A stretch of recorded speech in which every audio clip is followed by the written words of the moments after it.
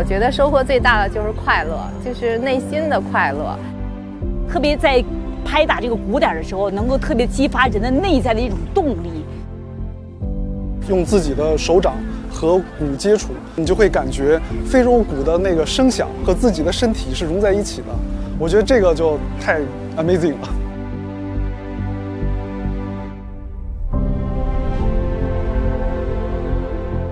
This is the essence of cultural exchange. It stems from pure appreciation, a love for all things beautiful.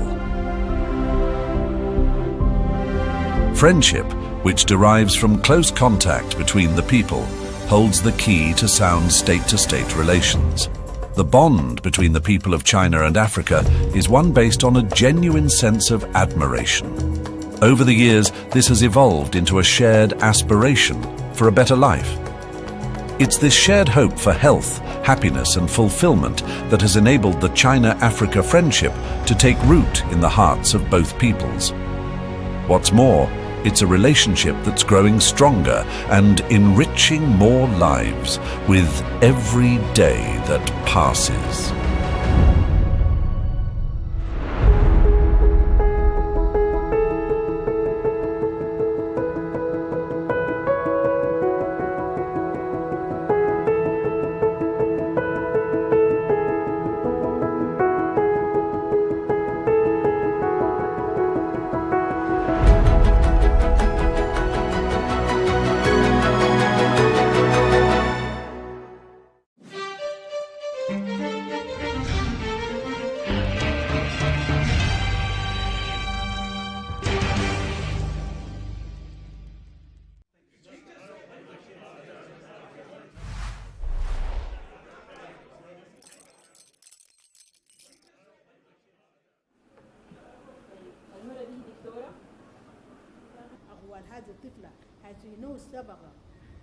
في عدد كبير من المتهمين كانوا داخل السجون لفترات طويلة. عشان يحددوا لك الجلسة انت بتكون الليلة كاملة ما نمت. فنحن برضو بنجي نتكلم معاهم وبنطمنهم انه الحاجة اللي ربنا كاتبها لك ما بتفوتك، وانت قعدت زمن طويل ومنتظر اليوم ده. الليلة اليوم ده جاء وانت خليك جاهز له، والزمن اللي بديك له القاضي ده زمن محدد. انت حاول يتذكر فيه كل الأحداث واحكيها بنفس تفاصيلها عشان القاضي يقدر ياخذ قرار في الحاجة دي ويقدر يساعدك.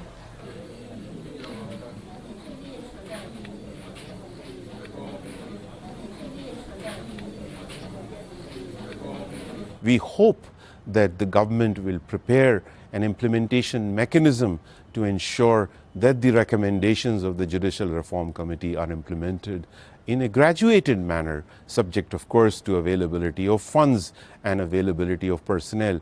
But this will lead to a comprehensive development and extension of justice system in this country, which all political parties and all parts of society agree is the utmost necessity of this country.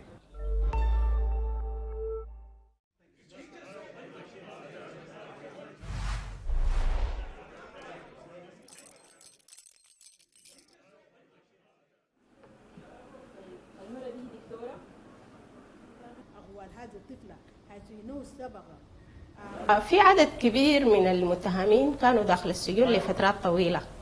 عشان يحددوا لك الجلسة انت بتكون الليلة كاملة ما نمت.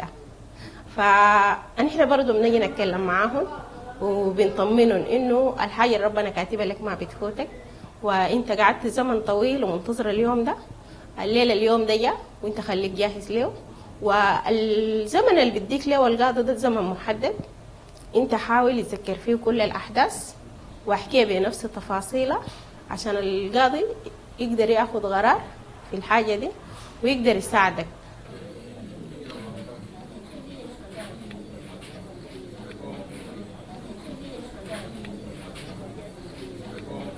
We hope that the government will prepare an implementation mechanism to ensure that the recommendations of the Judicial Reform Committee are implemented in a graduated manner, subject of course to availability of funds and availability of personnel.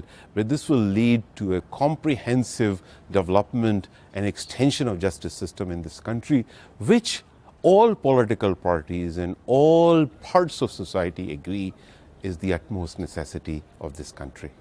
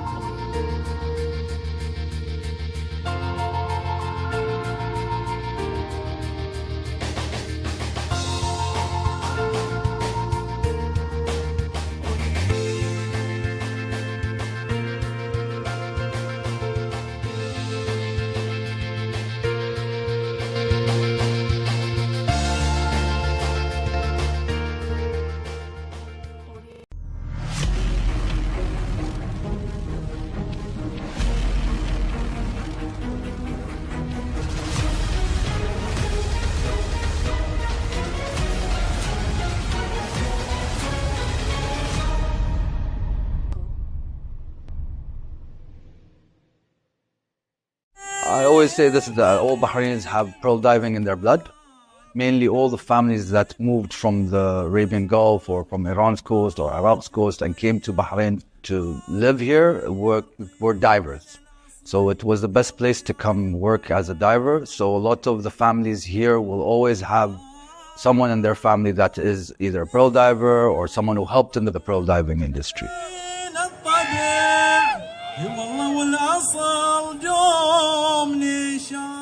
Bahrain has always been the pearl hub in this region, mainly because it's one of the most shallowest areas. It's an island. Most of the people who resided here were working in the pearl diving industries.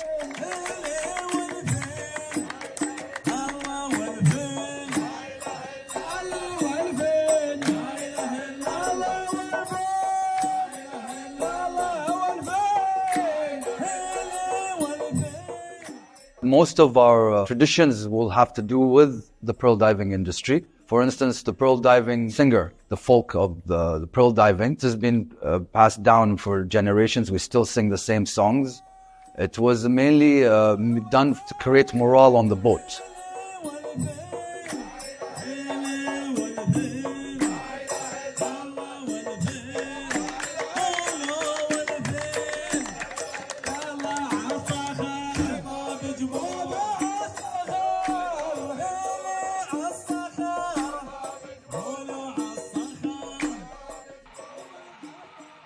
البحرين مشهورة بصناعة جوا البيت، كانوا يستخدمون حق الغوص حسب المنتنس، يعني إذا أنت تصينها أنت عندك 100 سنة. وجلسات البحائر تكلمون عن اللؤلؤ، عن الصيد، عن مصطلح البحر كامل. المهنة هي طلب رزق مثل ما قلت لك البداية، لكن أنا بالنسبة أقول الحمد لله، ولكن هي بعد طبعا رزق وفيها حيوية ونشاط وصحة حق الجسم بعد كمان. In taking out tourists, I always used to ask people, who are you finding the pearl for? And when the answer was, for my mama, the pearl gets bigger for some reason.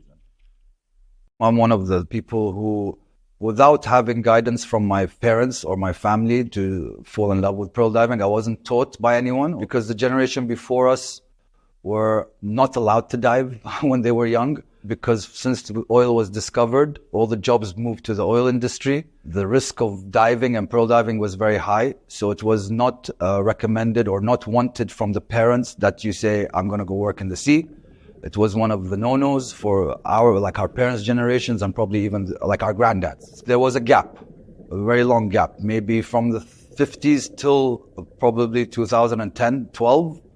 Since 2017 in particular, when they created the pearl diving license for the pearl divers, a lot of the ones who signed up were people who don't know anything about pearl diving.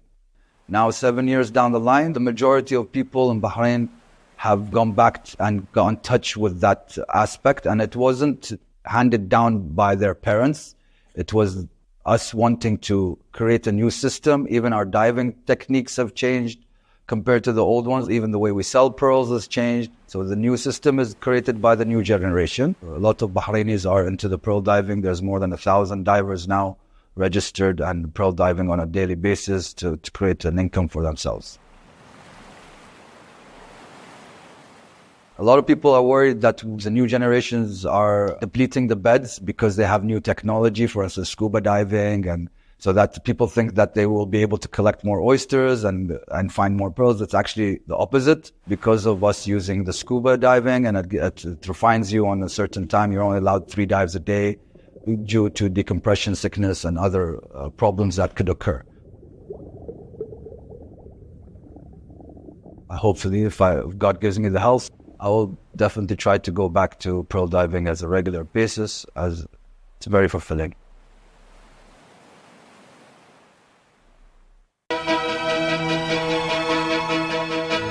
Opinions are free, facts are sacred, but truth is universal. How, in practical terms, can we, for instance, de-escalate the tension? When you go into public office, you must be ready to answer to the people. We know where the enemy is. 3 places. The Lake Chad Basin, the border area between Nigeria and Cameroon, and then the Sambisa Forest. On TV360, we give you a complete dose of everything. Opinion, facts, and undiluted truth. I hardly believe what politicians have said in this part of the world. A new Nigeria is possible, a future is possible. We delve into the issues, dissect it so that you can understand it, use it to take action. I don't think there's any need for any governor to look for grant for ranching. TV360, dissecting the issues.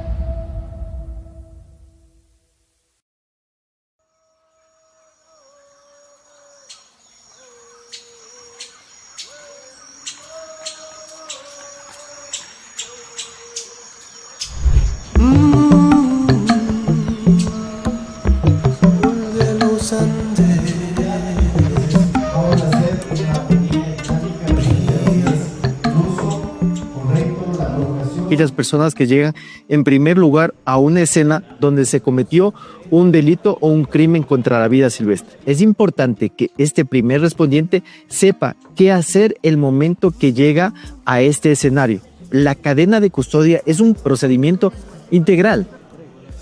Como funcionaria que soy, tengo varias actividades, el de realizar rescates de vida silvestre, el de realizar charlas de educación ambiental a comunidades. En esta provincia es la segunda provincia más grande del Ecuador. Tenemos grandes porcentajes de tráfico de vida silvestre, tenencia de vida silvestre. Hice una retención de una monita choronga. Su valoración era súper grave, una delgadez, una desnutrición muy grave. En primera instancia se pudo ganar este juicio. Como bióloga yo valoro, les doy los cuidados necesarios.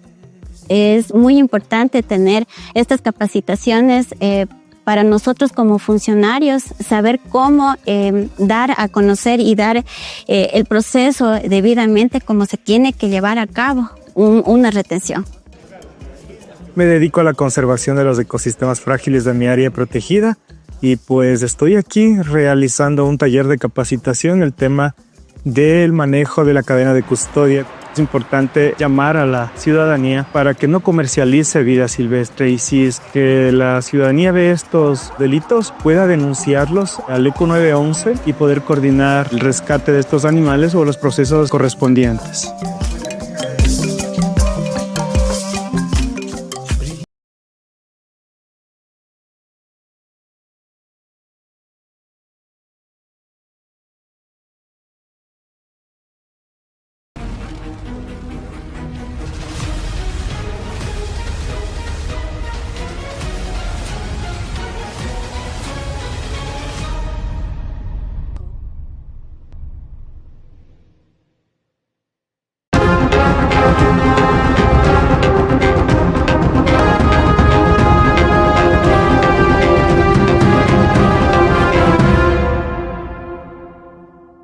It's arguably the most important slave trade era monument in Badagry. The point of no return is a huge draw for tourists visiting the coastal town. Most of the enslaved Africans or Nigerians who were traded during the transatlantic slave trade era were loaded onto ships from this port and taken to different parts of the world. For many tourists, the point of no return has some spiritual connection, and that is why it's a must-see for any tourist visiting Badagry. But the place is in total shambles and looks completely abandoned. Locals say the Lagos state government began rebuilding the monument some 8 years ago, but never completed it. And now it's been abandoned. The whole structure is rotting away and collapsing. Virtually all the smaller structures around the point of no return have collapsed. There is no inscription or write-up anywhere around telling the story of this important historic site. All this in a state that prides itself as a tourist destination. It's a crying shame that this place is left like this. So imagine if tourists were to come here. There's just nothing, absolutely nothing to tell the story of this place. Nothing to show that this is the famous point of no return. It's just difficult to understand how we could abandon a monument as important as this in this manner. It's quite very embarrassing looking at the way which the government, even though they've been advocating for tourism, on the need for us to invest in tourism, to encourage the citizens to participate and also encourage tourist activities. But the truth of the matter is that most of our tourist sites, they are not really strategically fine-tuned in a way to make it more attractive for tourists to come and spend time around. Well, I think this structure, it's more of like a white elephant project because it's a waste. Because you can see now it's dilapidated, and I don't think they are going to continue with the construction of this structure.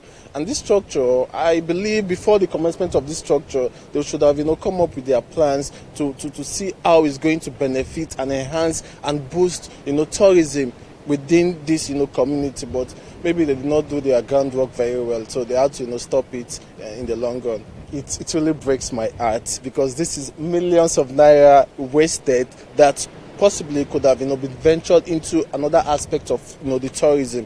But this is just like, millions wasted, and there's no way, they can, retrieve this lost funds. And, people coming down here to catch fun, and they tend to, feel discouraged and embarrassed by the sight of these, most especially foreign nationals coming there to come and relax, or maybe to come for their research purposes. They're going to see Nigeria as a country that we are not serious. Yards away from the point of no return, another abandoned project by the Lagos state government. Locals say this was supposed to be a guest chalet started during the governorship of Babatunde Fashola, but long abandoned. Even this paved road leading to the point of no return has not been completed. Most part of it is yet to be paved. Even in its terrible state, tourists still flock to the point of no return, but they often leave disappointed.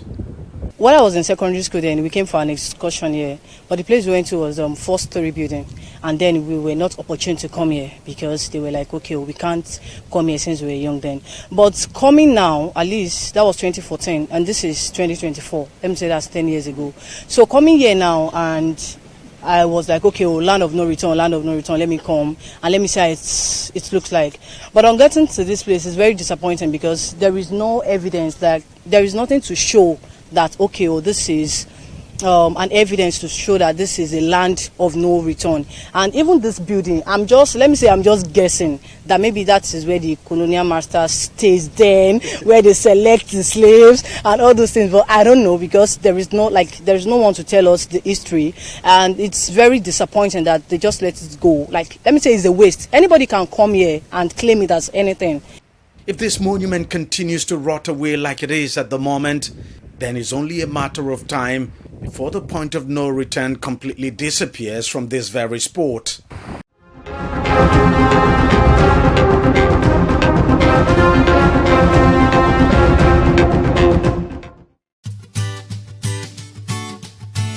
Right in the middle of this forest in southwest Ogun State, and inside the buildings below, a young generation of farmers in Nigeria is changing the face of farming and attracting young people to a venture many of them had not always liked.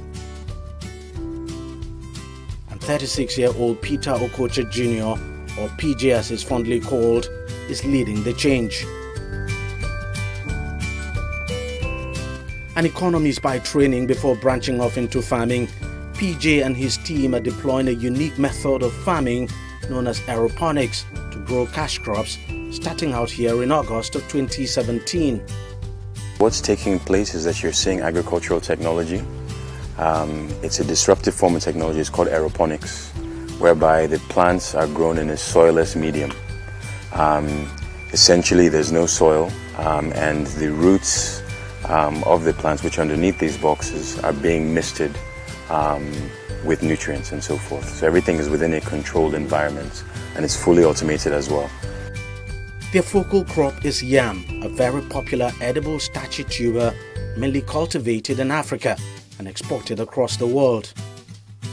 So the yam subsector of the overall agricultural sector, it's a very lucrative sector.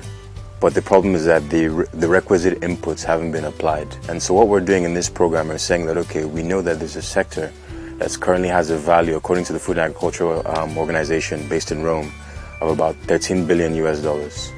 But with the requisite inputs, the yam subsector will grow from $13 billion to about $19 billion. And this is Nigeria alone. So what we've said is that, okay, we know also that Nigeria accounts for 60% of the global production of yam, but yet we don't have inputs such as seed. And as you know, seeds, or the lab and the seed essentially is the genesis of the agricultural sector. So what we're doing is that in conjunction with IITA, we get clean seeds, essentially from IITA, from the lab, and then we come and we transplant to the system here. The system is a greenhouse where the yam seeds are grown in this row of boxes using aeroponics, more like growing yams in the air. Now just take a look at these leaves. Every leaf you see here is a potential tuber of yam. So to get a sense of how many tubers of yam we have here, you just have to do a count of all the leaves we have here. It's something very massive.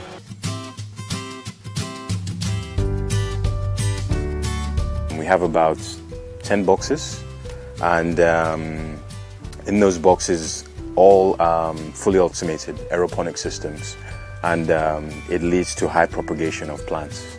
And so we're actually massively propagating, and it will continue like this for a 3-year period of just continuous growth, non-stop. After the propagation, what you'll see is that it will essentially form a canopy. It will be very bush-like and so forth, and from there we'll start vine cutting. And from the vine cutting, we'll cut these, we'll put them into essentially polyethylene bags and with a nutrient solution, and they'll stay in there for about a month. And essentially what it is that because this is in a controlled environment, we're taking them out and saying, okay, we're preparing you for a month to get used to the external elements, and they'll be there for a month, and then we eventually take them to the field. This is the field where they are brought and planted into the soil so the seeds could develop fully. These right now currently have been here for about 3 weeks, and we're still planting now, and they'll be here for a total of about 3 months. And after about 3 months, we'll get seeds of about 250 to about 500 grams. And those are the seeds that we'll provide to farmers. And farmers can then go and plant directly, and it will give them the ware yam sizes of 1 kg, 2 kg and above. One of the smallholder farmers who's been using the yam seeds from the aeroponics farm is Awofe Ademola. He's been into traditional yam farming all his adult life and says the yam seeds from the aeroponics farm have seen his output more than double and safe from pests. There's a lot of difference between the two methods because the new method doesn't get infected by pests and it doesn't change color like the traditional planted yams. It will remain fresh as it is wherever it is kept. Their yam when harvested is almost 3 times or 4 times more than ours. When we plant one of our own seed yam, it equates to 4 of theirs. Habibat Umar is the only female in the group. She's one of those overseeing the day-to-day running of the smart farm. She says she's fascinated by the whole idea of it. One of the things that fascinates me most is the fact that we can go all year round producing food. More like you can cheat God's and having to depend on the rain and all. And everybody wants to eat all the time. You don't want to wait for when the rain is here.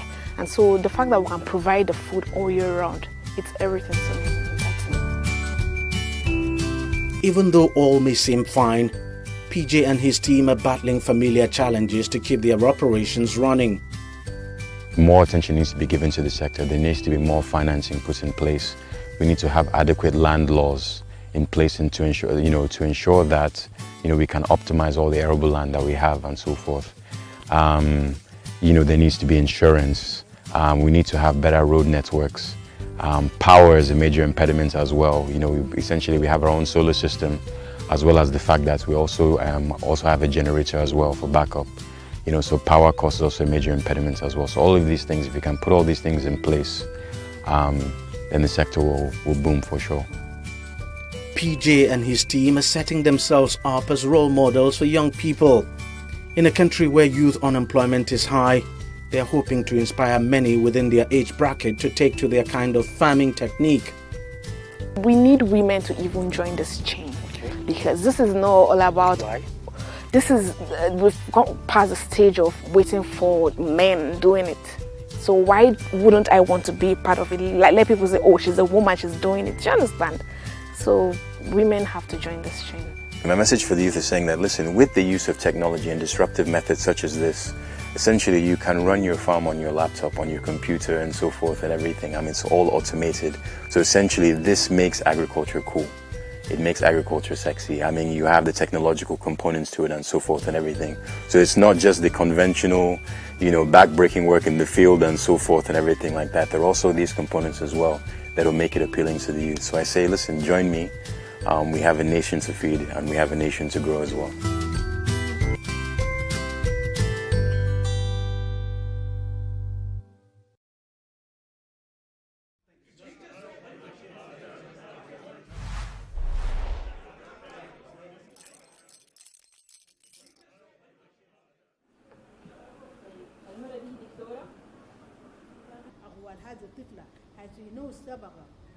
في عدد كبير من المتهمين كانوا داخل السجون لفترات طويلة. عشان يحددوا لك الجلسة انت بتكون ليلة كاملة ما نمت. فنحن برضو بنجي نتكلم معاهم وبنطمنهم انه الحاجة اللي ربنا كاتبها لك ما بتفوتك، وانت قعدت زمن طويل ومنتظر اليوم ده. الليلة اليوم ده جاء وانت خليك جاهز له، والزمن اللي بديك له القاضي ده زمن محدد. انت حاول يتذكر فيه كل الأحداث واحكيها بنفس تفاصيلها عشان القاضي يقدر ياخد قرار في الحاجة دي ويقدر يساعدك.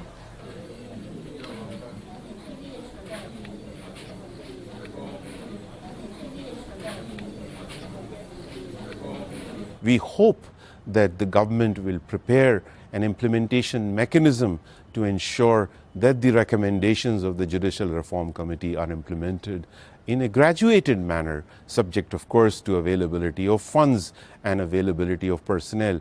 But this will lead to a comprehensive development and extension of justice system in this country, which all political parties and all parts of society agree is the utmost necessity of this country. J'ai le virus de planter des arbres. Ça me plaît beaucoup. Ici, c'était un dépotoir d'ordures ménagères. Du fait que les villageois ne savaient pas qu'est-ce que c'est que l'importance de la forêt, ils prenaient leurs ordures et les déposaient.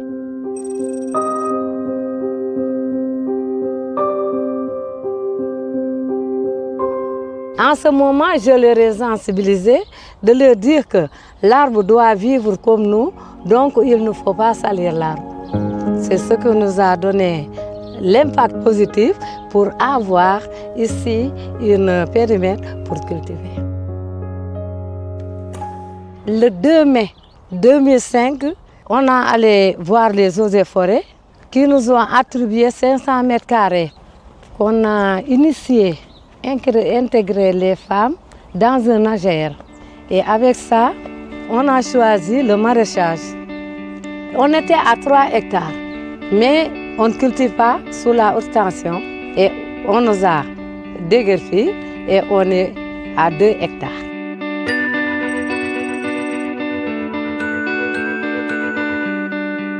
Si on fait travailler ces femmes dans cette forêt, c'est pour qu'elles prennent également soin de cette forêt. Non seulement ça permet de fertiliser les sols, mais ça permet également de les autonomiser économiquement à travers la vente de fruits. Tous les arbres fruitiers que vous voyez, c'est nous qui l'avons planté. Chaque citronnier, on y récoltait plus de 60 kilos. Merci beaucoup. Que ce sont des dames très dynamiques, des dames très braves, qui subissent de plein fouet les effets des changements climatiques. Nous, on vient en rescousse pour informer, pour sensibiliser sur des solutions, la promotion de bonnes pratiques.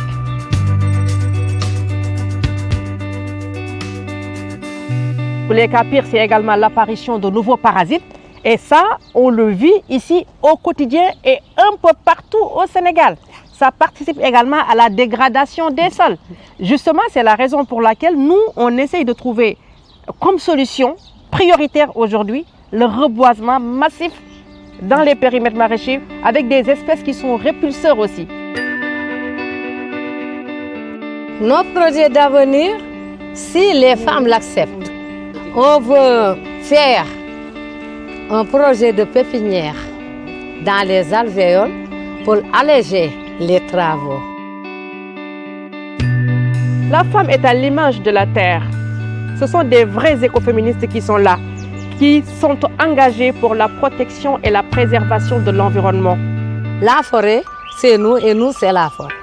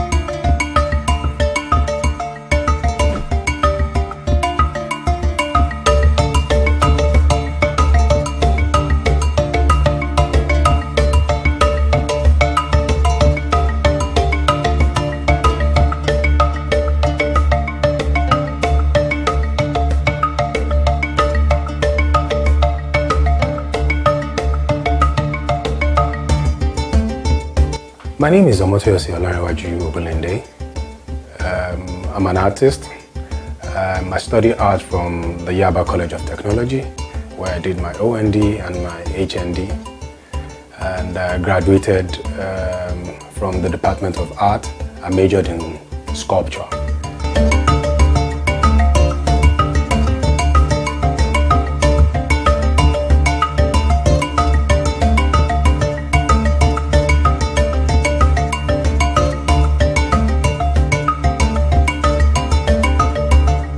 My father used to love art though.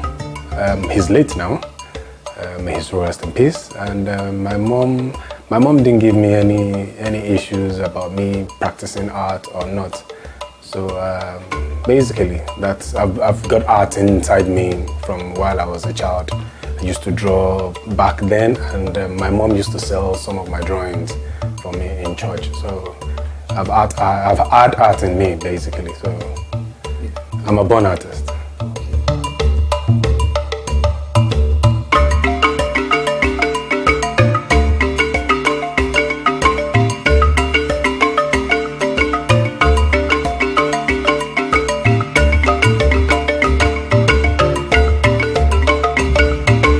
Well, like I said, I started while I was a child. I started drawing from comics, you know. I pick up comics and I draw, and that's how I knew I think I've got some art, you know, art skills in me basically. So art has been inside of me basically.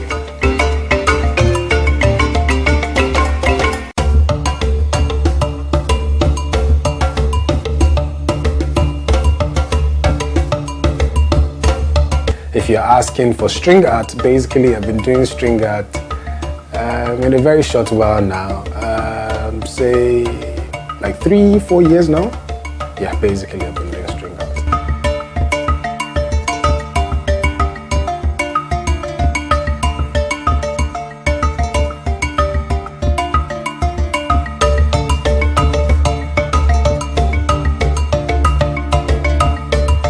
I ran into string art.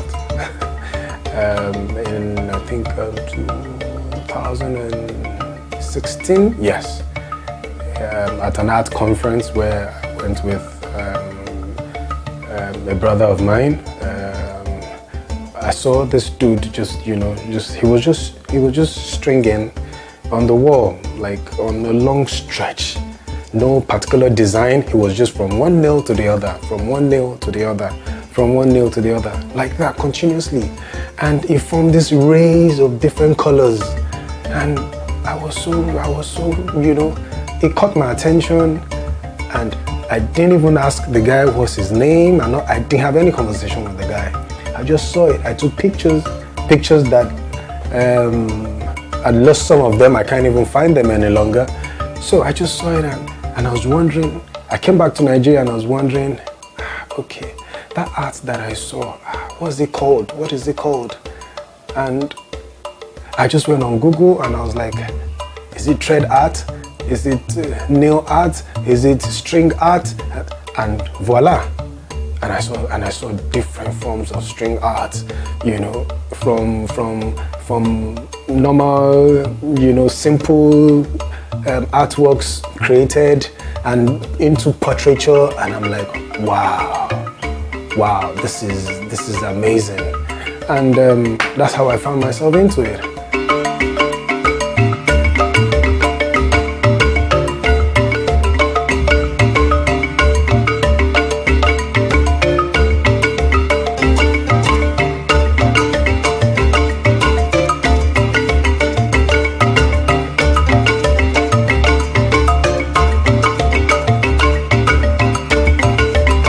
Following, you know, different artists who are into string art via social media, and it has been a wonderful followership and understanding some string artists in the diaspora.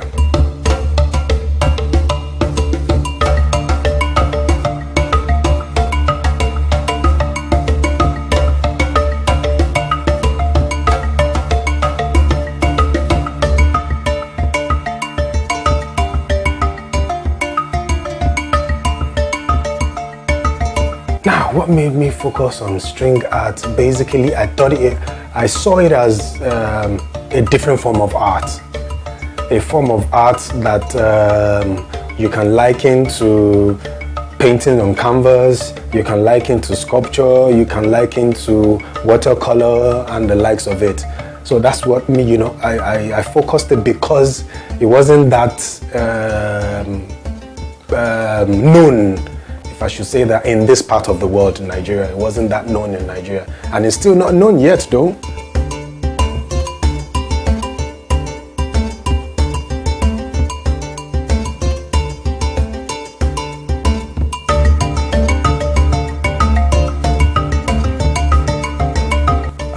Well, achievement basically, Bella Africana had an award sometimes, I think 2017, if I'm not mistaken. Yeah, I was nominated, and I know there are more achievements to come basically, but personally, it has paid off for me. And like I say, is my found love. That's what I call string art. So I do string art even to the smallest piece. If it's possible for me to string, I will string it.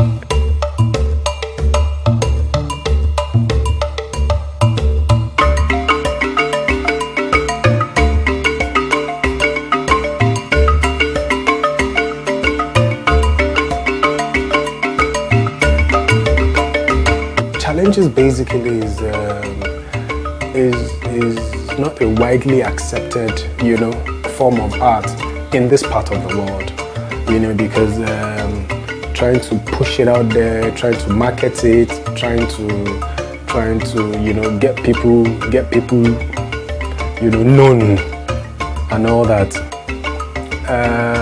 It has been challenging in such a way that questions like how durable is it? Does it last long, and what have you?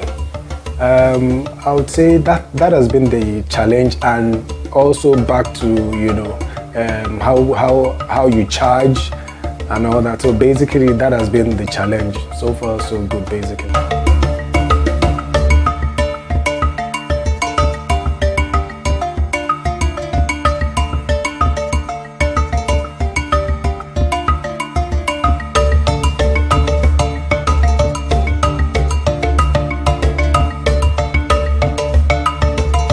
For me, the materials are readily available because you have here the armor, threads, and nails. They are all readily available, and the woods that I use, the boards that I use, they're readily available. So they are not too much of materials that are challenging for me to find around. So materials are readily available.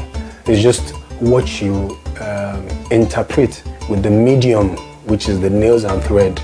Yes, what you interpret with it perhaps might be, a bit challenging. But so far, so good. God has been wonderful.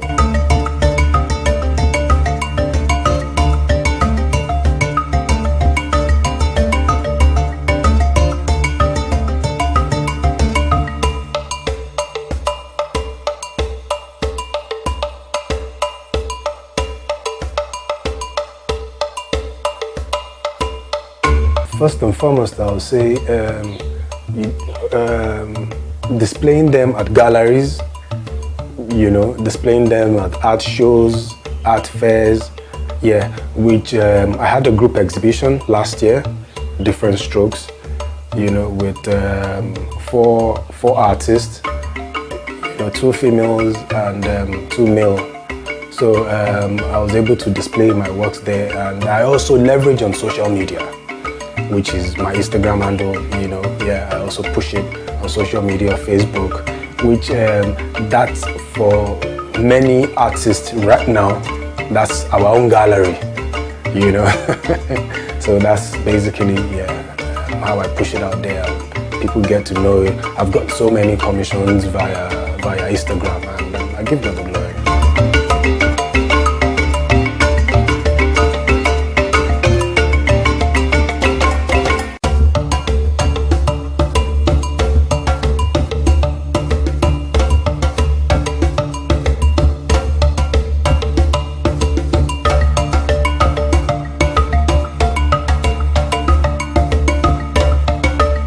For me, my greatest achievement so far, because I haven't gotten to it yet, so far my greatest achievement has been impacting my knowledge, impacting my knowledge of the string art, steps, methods, and what have you of string art into children and even adults too. So basically that's been my achievement so far.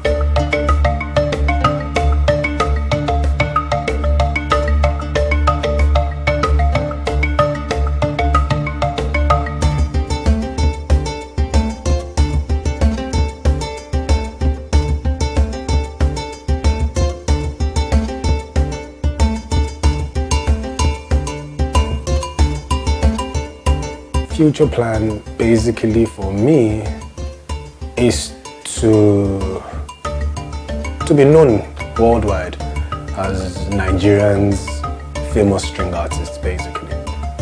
For me, that's my future plan, and hoping to have a series of exhibitions locally and internationally.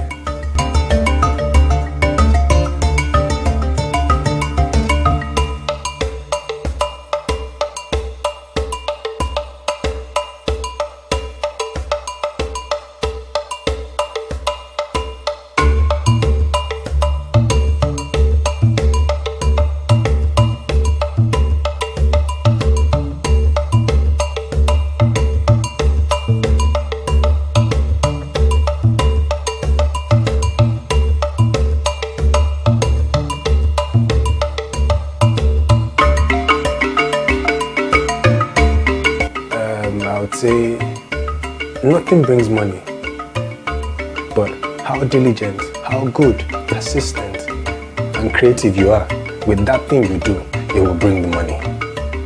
Basically, that's it for me. Because likewise, you too, if you're not good at what you do, you won't be here. If you're not creative at what you do, you won't be here. So for me too, yeah, people say there is no money in art. Now, would we say there is money in banking? Because I sit at the counter and I receive money, it's not my money.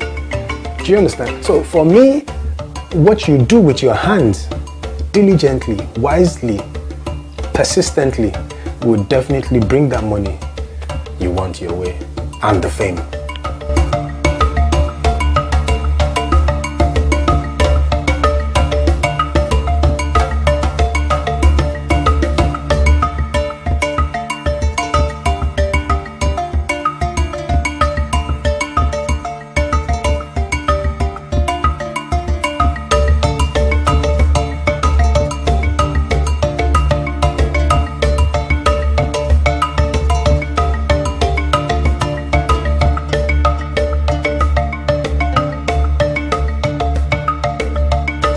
Indirectly, I won't use the word train, say inspire. Do you understand? Yes. I've been able, I can't say how many people, because not everybody will come out and say, you inspired me, A lady sometimes back on Instagram, she's a cake maker. She just posted it and said my string art inspired her to produce this kind of cake, and I was, wow, oh, amazing. There's a lady too in Brazil that has been chatting me up, she's also a string artist and trying to ask me questions, how she can go about this, how she can go about that. So for me, it goes a long way. So you never can tell how many people you've been able to inspire or touch their lives. So that's why I coined it down to indirectly. I know I've inspired different kinds of people, either in the art sector or in whatever sector you can call it. But somehow, because other people too in other field have also inspired me, to also keep up my craft. So basically for me, I know I've inspired different people in different areas.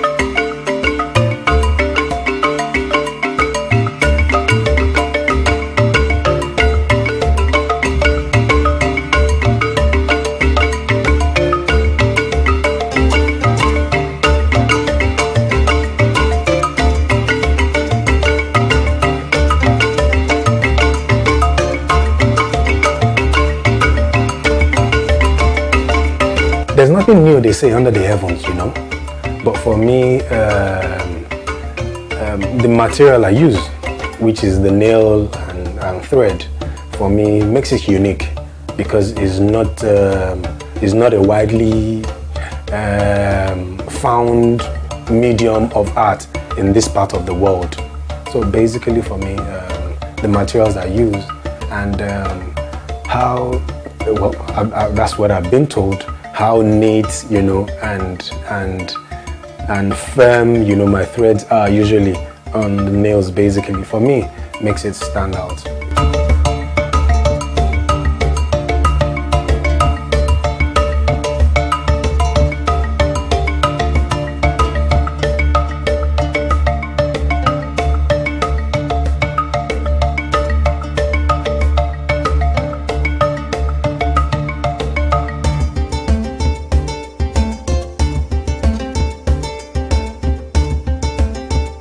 So far, so good. My work has been to the United States, which a private collector bought off me in Nigeria here and took it over there. So basically, for me, that's why I said it's work in progress.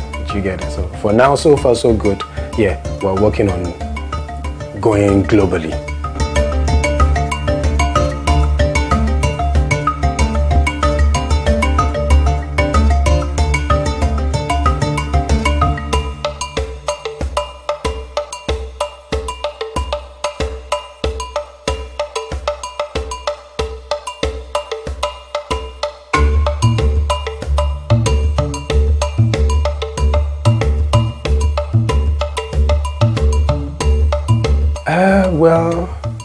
For me, I would say it's an achievement being one of the recognized, you know, or the foremost, or the one who pushed string arts out there in Nigeria, which we're still working on, we're still keeping at it.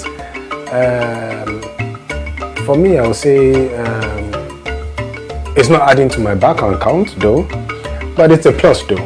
Yeah, whether I like it or not, you know, it's a plus.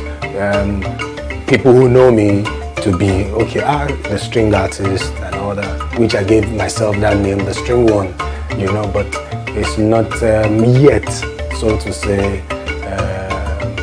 a name that will be, you know, on the lips of everybody. But I know very soon, someday, one day, it will definitely be.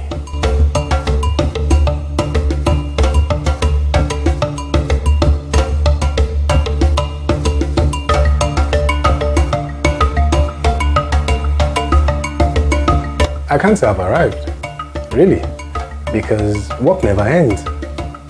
Even the topmost recognized artists, the Yusuf Grillo and the likes of them, you know, Baba Oshinowo and Co, you know, they are still working. So for me, I haven't arrived yet. Really, sky is just the starting point for me. So I haven't gotten to that point where I will sit back and say I've arrived. Nah, I'm not God. Though I'm a mini God, but then I haven't gotten to that point or peak yet.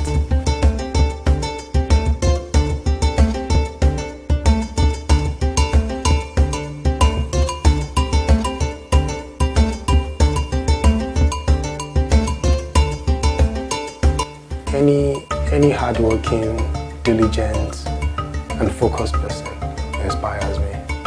And if I should pick from the world of string artists, there's this lady in UK, Debbie Smith. She inspires me with her works. She's a great string artist, a great artist basically. So she inspires me. And back home here, there are a lot of artists. I can't start mentioning names right now, but there are a lot of artists back home here that inspires me. As long as, hardworking, diligent, focused, you know, and at the top of his or her game. Yeah, that's what inspires me basically.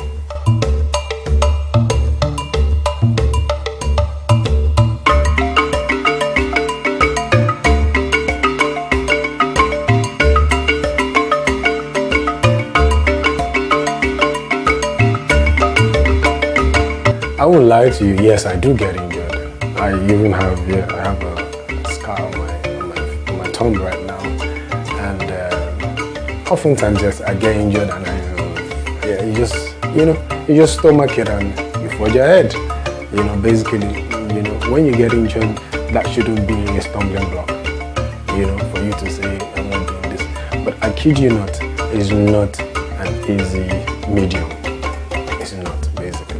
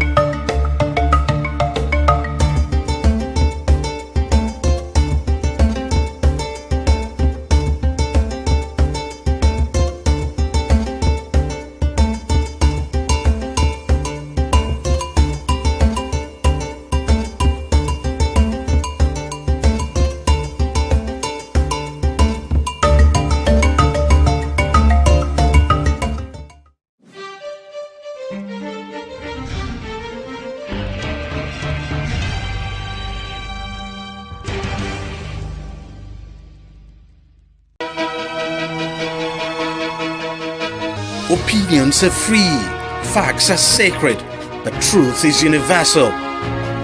How, in practical terms, can we, for instance, de-escalate the tension? Because when you go into public office, you must be ready to answer to the people. We know where the enemy is.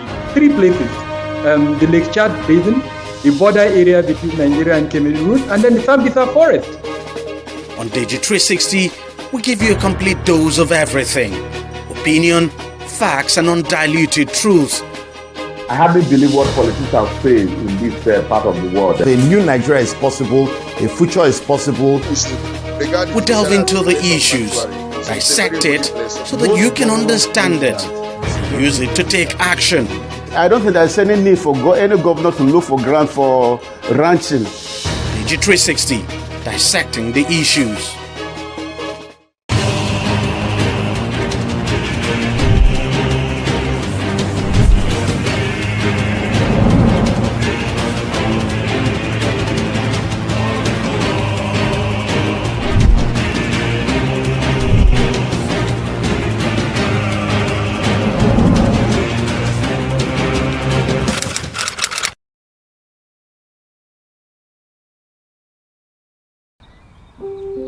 J'ai le virus de planter des arbres. Ça me plaît beaucoup. Ici, c'était un dépotoir d'ordures ménagères. Du fait que les villageois ne savaient pas qu'est-ce que c'est que l'importance de la forêt, ils prenaient leurs ordures et les déposaient.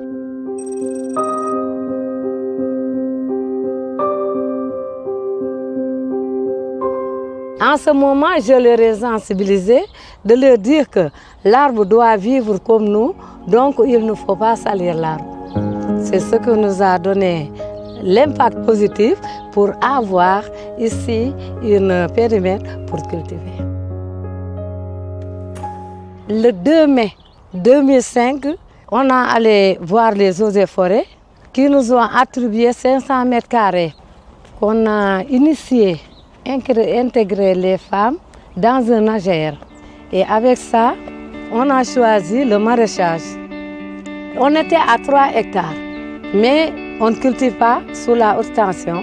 Et on nous a déguerpi et on est à 2 hectares.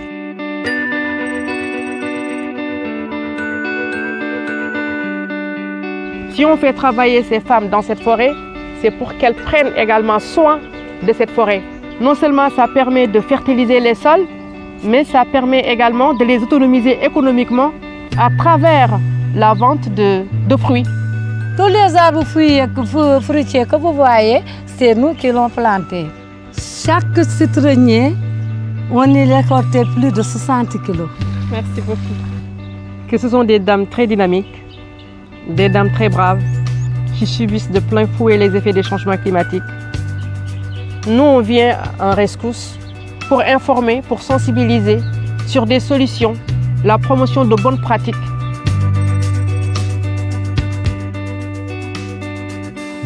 Pour les cas pires, c'est également l'apparition de nouveaux parasites. Et ça, on le vit ici au quotidien et un peu partout au Sénégal. Ça participe également à la dégradation des sols. Justement, c'est la raison pour laquelle nous, on essaye de trouver comme solution prioritaire aujourd'hui le reboisement massif dans les périmètres maraîchers avec des espèces qui sont répulseurs aussi. Nos projets d'avenir, si les femmes l'acceptent, on veut faire un projet de pépinière dans les alvéoles pour alléger les travaux. La femme est à l'image de la terre. Ce sont des vrais écoféministes qui sont là, qui sont engagés pour la protection et la préservation de l'environnement. La forêt, c'est nous et nous, c'est la forêt.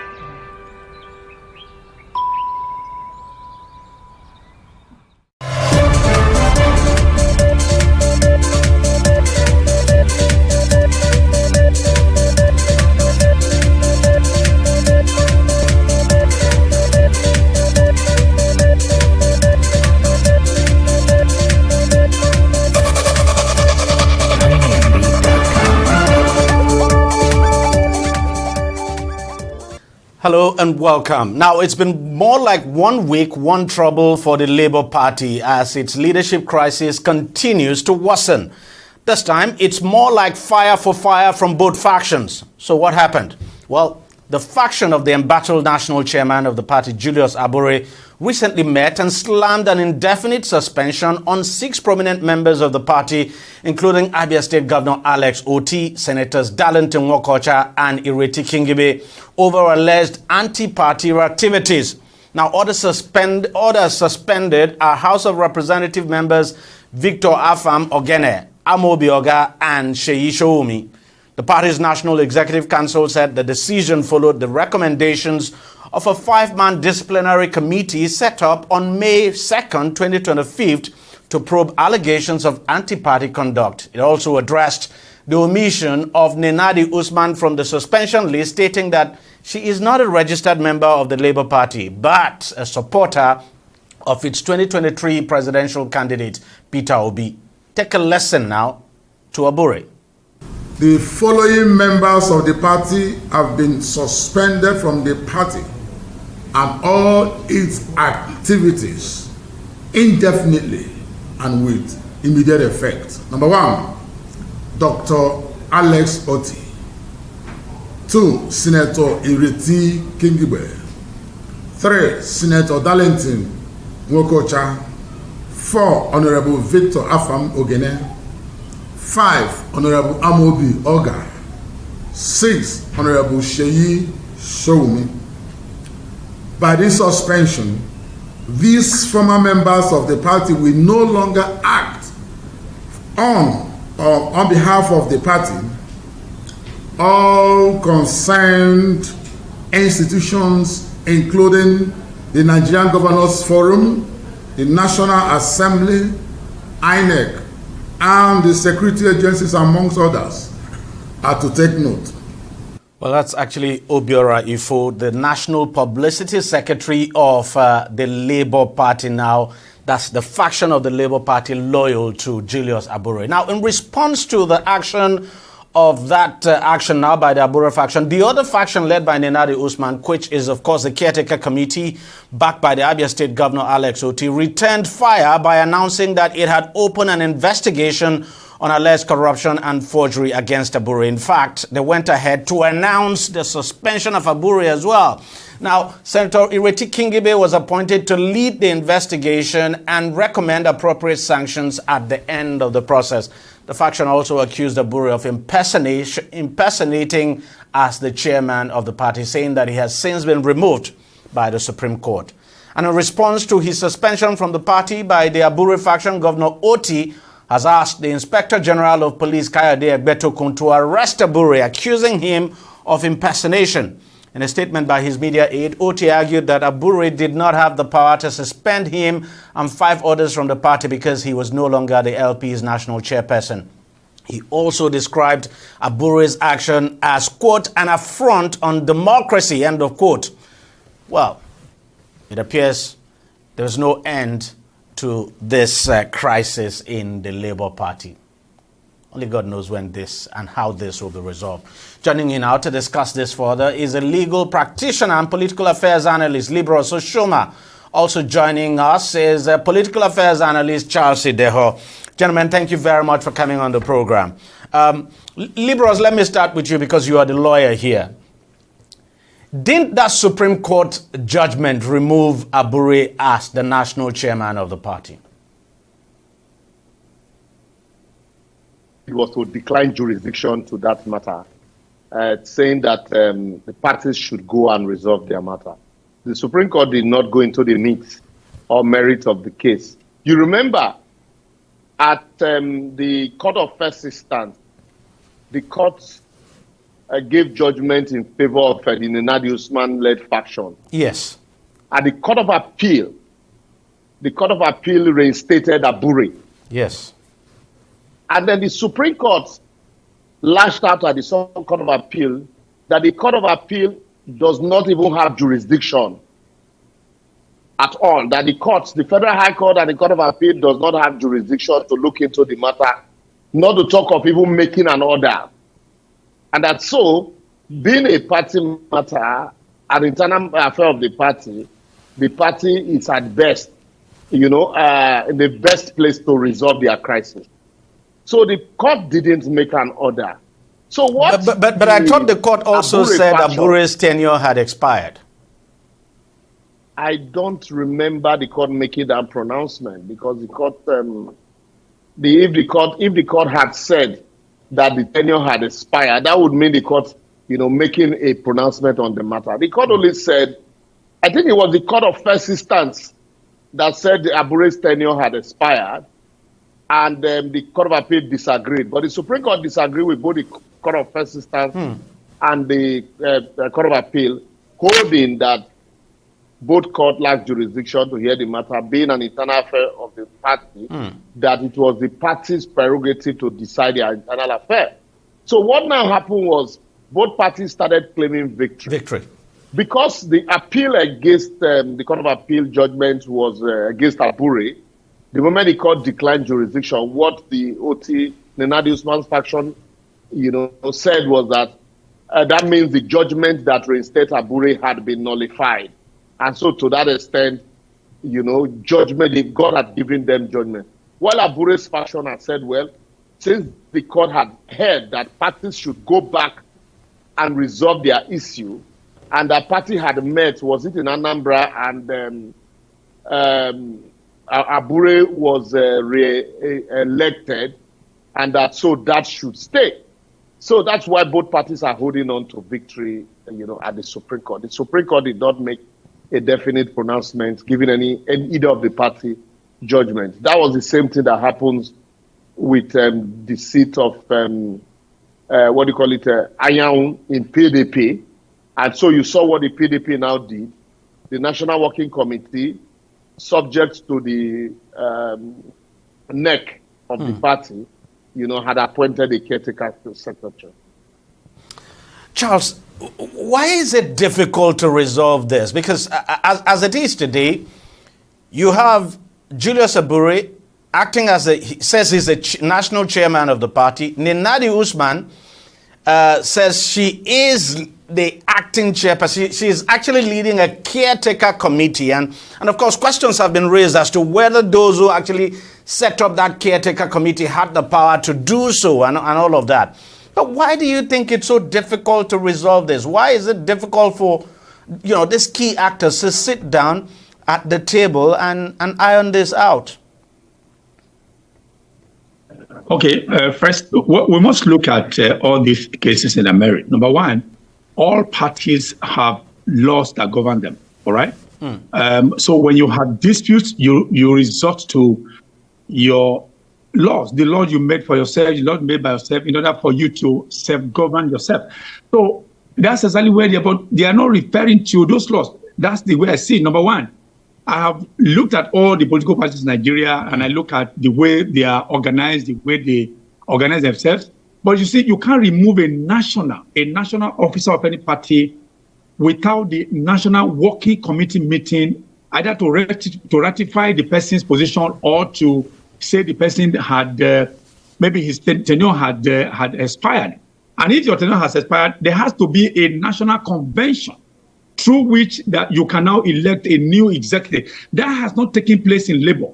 So it means that if the National Working Committee has not met and there's no national convention, Abure, by default, remains the national president. Doesn't it matter that the chairman, I mean the governor, Governor Alex Otti is on the other side, and Peter Obi is as well on the other side. Doesn't that give them that legitimacy to have taken the action they took?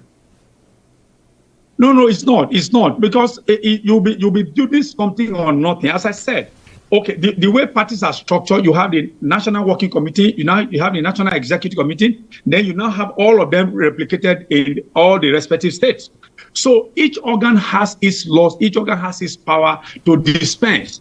When you want to come up with a new executive, there has to be a national convention. It's explicitly stated. There has to be a national convention through which you can choose all this. But if it has not happened, then you cannot say you are the leader. And one other thing that Abure was fighting, because in a manner of speaking, I can tell you that when Abure, there was a time he had problem with about whether he embezzled money, that he had the FCC problem and all that.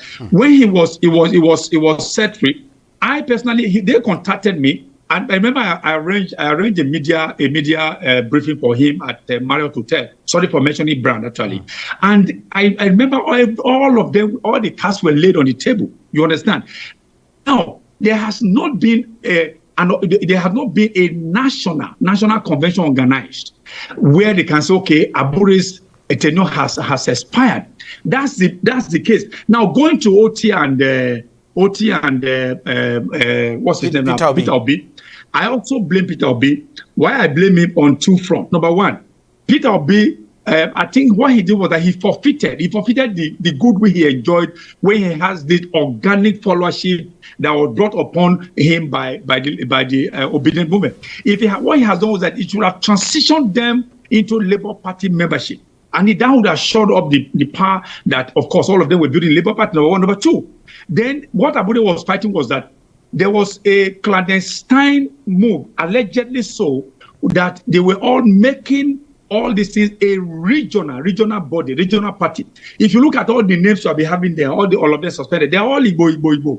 Abure said, no, this is a national party. You receive all your votes from everywhere. Now, because we had a governor from the southeast, does not make the party a southeast party.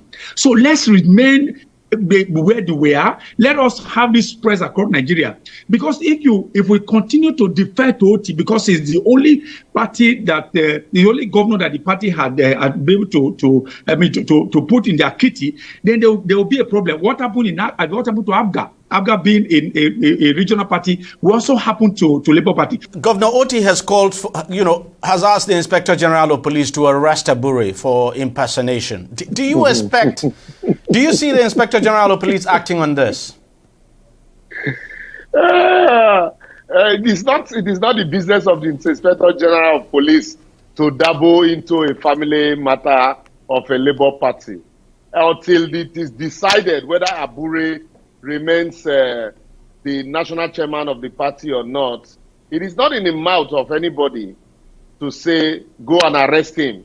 It's like two people fighting, and then one says, police arrest him. The other one says, police arrest him.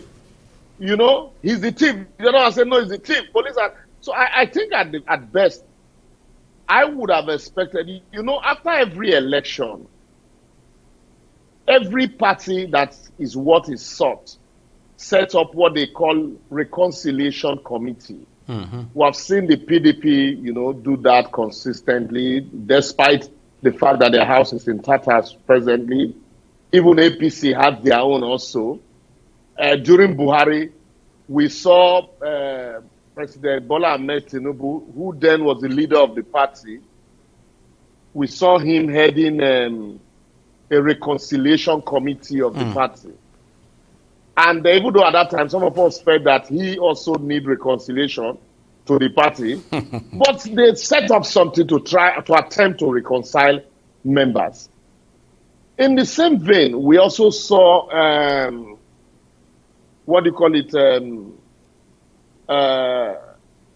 after this last election. Yeah. No, after the primaries.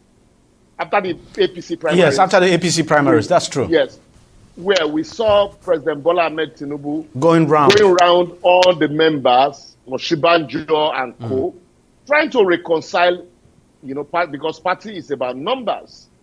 We've also seen PDP, despite the consistent backlash from Wike, we saw Atiku's attempt to reconcile, Wike with the party.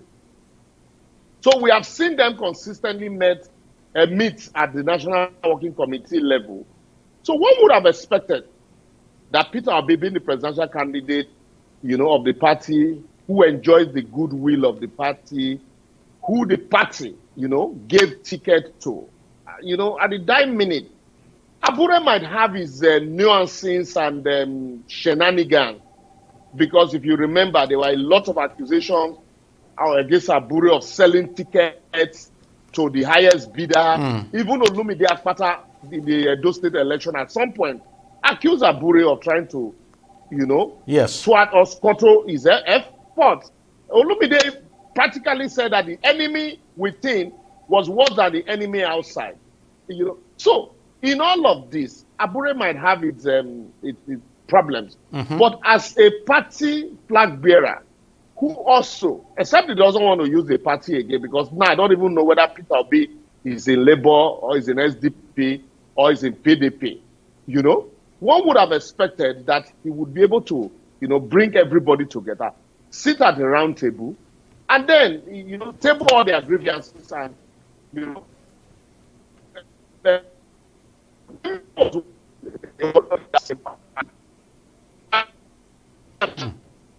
we didn't see all of this, back and forth, with the party. So I expect that they should have been more mature than this. But with the accusation, counter accusation against Abure also, high-handed and strong, believing that he labored for the party, he built it, he worked for Peter Obi, and that it is now, because in his word, let me use his word, it is now time to enjoy.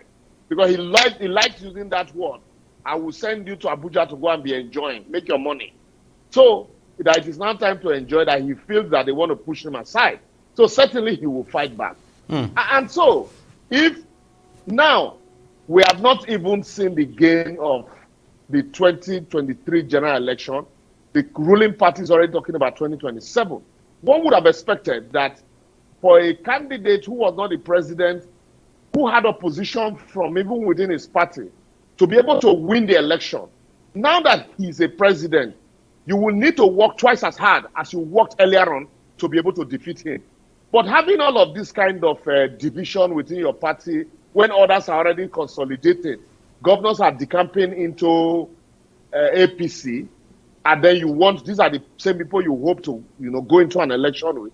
I do not think that if they continue like this, they will go into, they will even be able to fit candidates for election, because we're not even sure they're going to run on that platform anyway. It is because the local government election conducted by Lesotho, all his supporters for that local government election, he moved them to a different political party. So already the party is factionalized at that level. So what's the guarantee that, they will remain on that platform? So at this rate, it is only a ruling party that usually have this kind of faction, because there is so much food to share. Not a party in opposition that came, a distant third in a national election. All Whose right, member are even already decamping? Okay. But let me come to you, Charles. But is it a wise decision to suspend your only governor from your party indefinitely? I mean, the only governor that they have, that's Alex Oti. They are suspending him indefinitely, no matter what. Should that have happened? Well, there's a yes, there's a no. Okay. Maybe let me start with the no. The no, it may seem to be. I mean, to me, it seems to be a foolhardy action, because you have made gains and you have just one out of 18 parties. I mean, you know that other ones, the SDP, they don't have any governor. It's only APC, PDP, and then Labour, and then NPP in Kano. So for me, to seem a foolhardy action to so do. But that's the no. The yes there is that the action may seem to be, as I said, foolhardy, but I think is geared towards reenacting or letting them know that party supremacy is above all. Because you are a governor, you are a minister, you can't be bigger than the party. Maybe that's the message you want to send to them. No matter how highly placed you are still subject to the supremacy of that party. So if you are a governor, as Governor Oti is in Abia State, and then they find you to be, whatever you are doing, to be culpable or to be maybe some other things that are improper to the general welfare and general health of the party, well, the party has to come straight with the stick, to wave the big stick. So I think that's the message that the Abure-led faction is trying to send to everybody. Look, the party supremacy is what is paramount. Whether you have won election, doesn't matter. If you are not, you don't subject yourself to the whims in quote whims and caprices of the party, then again, we have to weed you out. It's either you shape up or you ship out. So that's why I say it's a yes, and I hope I'll be able to answer the yes and the no. Yes, I get your point. We're out of time now, but let me ask you this, Libros, very quickly, Libros. Just hold on. Let me ask you this very quickly, Libros. Do you think this crisis will be resolved the moment INEC recognizes one faction over the other? I doubt. I very much doubt. But before I quickly answer your question, I agree with Charles. The question you will ask yourself, if Abure does not see the governor and the lawmakers as members of his party, suspending them is almost like seeing people who are not, members of your party, just waiting them up. Because if he believes that he's the alpha and omega of the party, and these people are not kowtowing to his whims and caprices, suspending them already means they were out. So it was just like taking a decision that has been a done deal.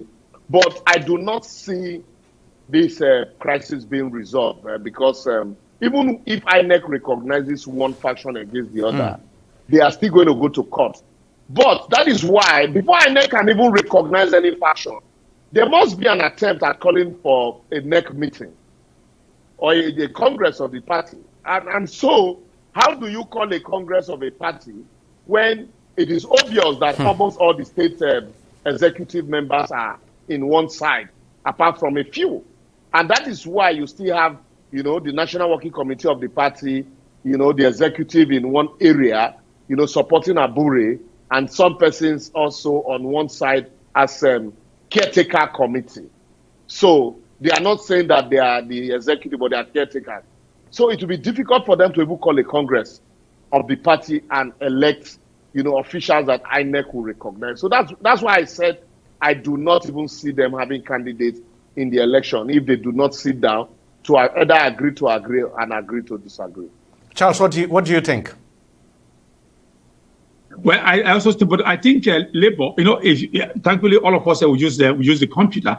There's a time you use computer, what they call the thing is hanging. I mean, it's lagging. So there are two options are left for you: is to allow it to finish lagging and then to come back, or you reboot. So I think Labour needs to reboot because the way it is now, the system is hanging. They need to reboot so that they can breathe fresh. They can give it fresh breath. Because the way it is now, Labour cannot, with the way they can't go to 2027 election because it's factionalized. Labour is maybe is suffering what they call stroke, and there's no way to have strength to muster to go into the election. So what they need to do is to plan for election maybe 2031, because the way they are now, there's no way Labour can even win even a councillor seat anywhere in this country. So what they need to do is that they have to shut down the system, in a manner of speaking, reboot it, and begin to rebuild again for future elections. They should just forget 2027, because it's going to be a waste of time, waste of resources, and then they are also going to be disgraced in the election, because they may not do well at all with the way it is now. Well, it's a pity. What a way to waste the enormous goodwill they got from 2023 election. It's a huge pity. It's a huge pity. Gentlemen, I want to thank you very much for coming on the program. I appreciate it. Libros Oshoma, thanks a lot for your time. Charles Ideho, thanks a lot. We'll take a short break and we'll be right back. Stay with us. Don't go away. Opinions are free. Facts are sacred. But truth is universal. How, in practical terms, can we, for instance, de-escalate the tension? President must see himself as the President of the Federal Republic. We know where the enemy is. 3 places. The Lake Chad Basin, the border area between Nigeria and Cameroon, and then the Sambisa Forest. On TV360, we give you a complete dose of everything. Opinion, facts, and undiluted truth. I hardly believe what politicians say in this part of the world. A new Nigeria is possible, a future is possible. We delve into the issues, dissect it so that you can understand it, use it to take action. I don't think there's any need for any governor to look for grant for ranching. TV360, dissecting the issues. Welcome back. Now, Nigeria is set to begin exporting locally manufactured military equipment before the end of 2025, marking a major step towards a major step forward, I should say, in the country's push for self-reliance. The nation's defense minister, Mohammed Abubakar, made the announcement during the 2025 ministerial press briefing in Abuja, where he revealed that the Defense Industries Corporation of Nigeria is partnering with the Ajaokuta Steel Company to boost local arms production. The minister added that by December 20th now, the firms are expected to be in full production, paving the way for Nigeria's first ever military exports. According to the minister, the move is expected to enhance Nigeria's national security capabilities while generating foreign exchange through arms exports. Take a listen to some of what he said. The President and Commander-in-Chief have signed the DICOM bill, which I believe you are all conversant with. As of today, 53 companies have an MOU with us. Most of them are at different stages of construction in their factories. I think about 10 of them have started production, including some light drones, MRAPs, pieces, and many other equipments, helmets, safety vests, and others. So 10 have started producing. Now, the minister also addressed a wide range of national security issues, including the use of drones by terrorist groups, progress in ongoing counterinsurgency efforts, and intelligence on emerging extremist factions. Responding to concerns about reports that terrorists are deploying sophisticated weapons, Abubakar dismissed claims that insurgents possess more advanced technology firearms now than the Nigerian armed forces. Well, joining me to discuss this further is a former director at the Department of State Services, Mike Ejiofor, who joins us from Abuja. Thank you very much for coming on the show. How good a news is this that we plan to start exporting arms to other countries? Well, I don't know whether it's good or bad news because we have a lot of security challenges. We're contending with sophisticated arms from bandits and terrorists with kidnappers. We've not been able to check our local challenges. Then we'll start talking of exportation of arms. I expected that the minister will now say that we will give more arms or sell more arms instead of importing. Sell more arms to our security agencies like the police, the army, We'll export for what? We will have a lot of problems on ground. It doesn't make sense to me. Now, something else the minister said, especially, he said something that actually caught my attention and quite worrying, confirming that terrorists now use drones, armed drones, to carry out operations in this country. How worrying is that?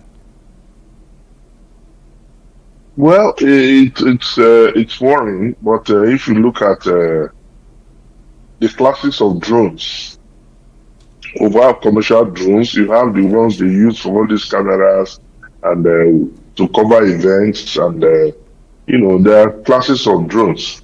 But maybe the one is talking of unarmed vehicles. I don't think they have access to that. They could use this thing to carry out surveillance in the area they want to operate, to know whether the military is there.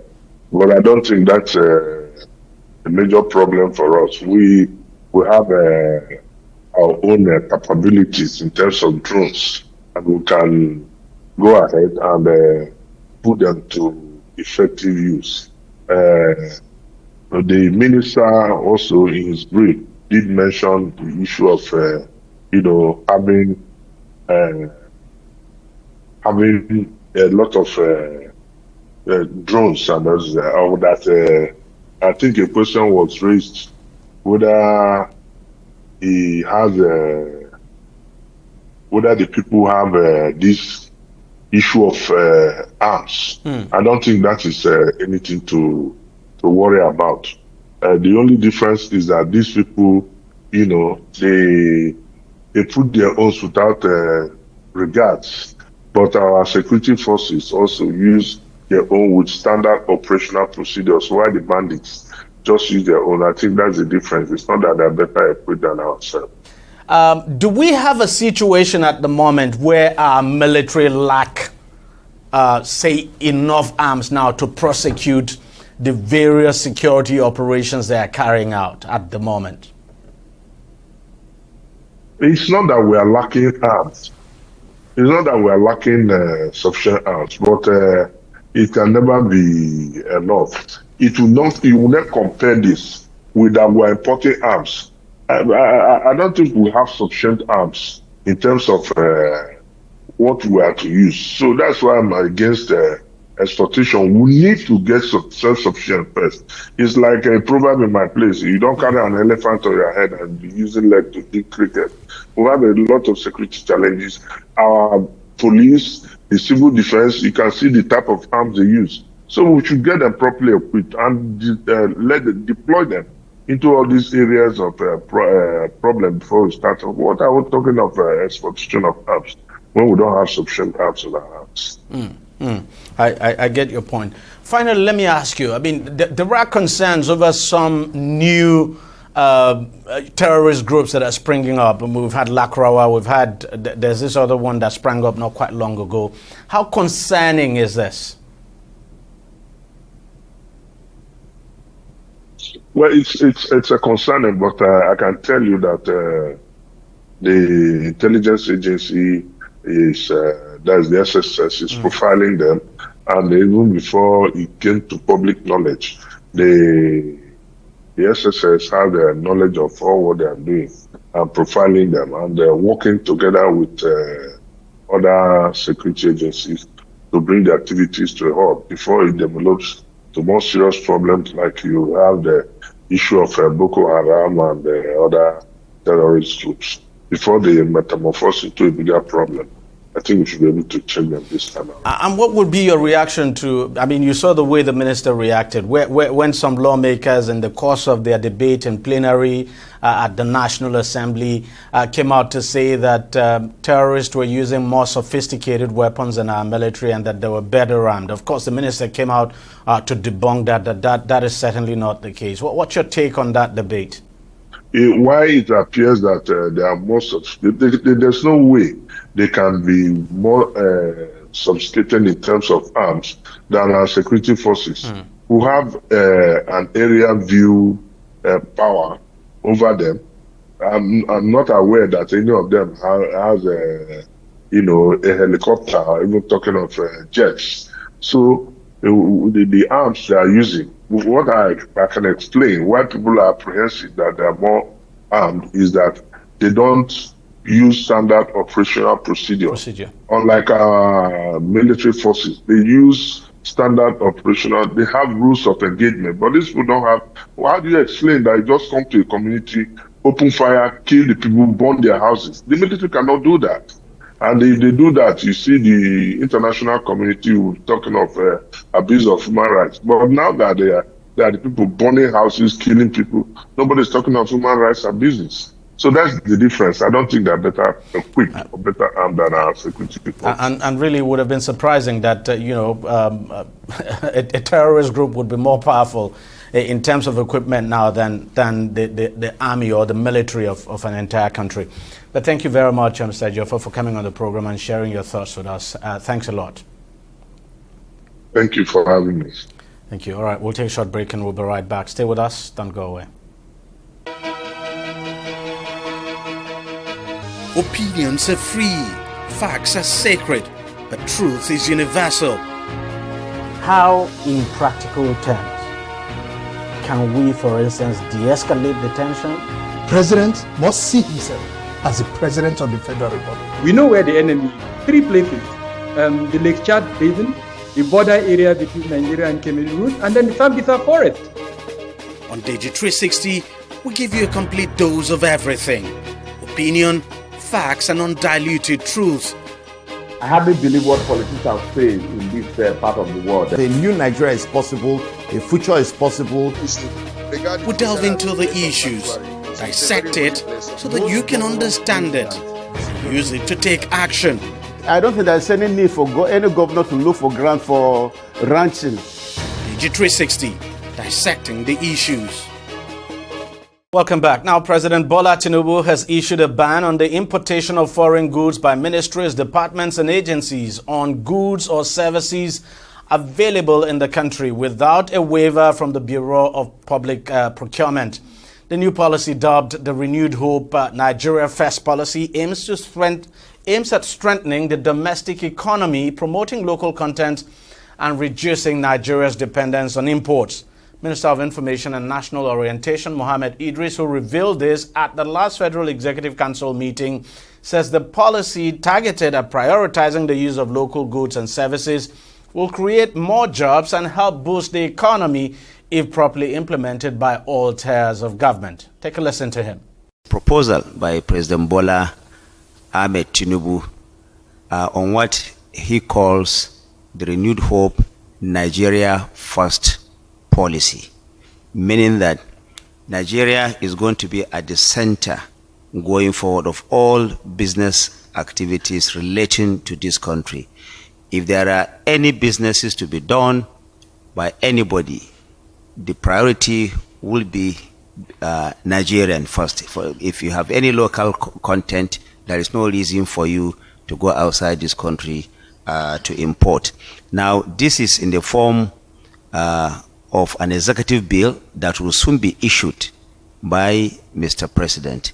Already, Council has approved a set of those proposals, which I'm going to read to you, and the Office of the Attorney General of the Federation has been directed to prepare an executive order to be issued by Mr. President. Now, the Nigeria First policy is built around optimizing local production, reducing the pressure on foreign exchange, and attracting investments that will strengthen the country's economic base.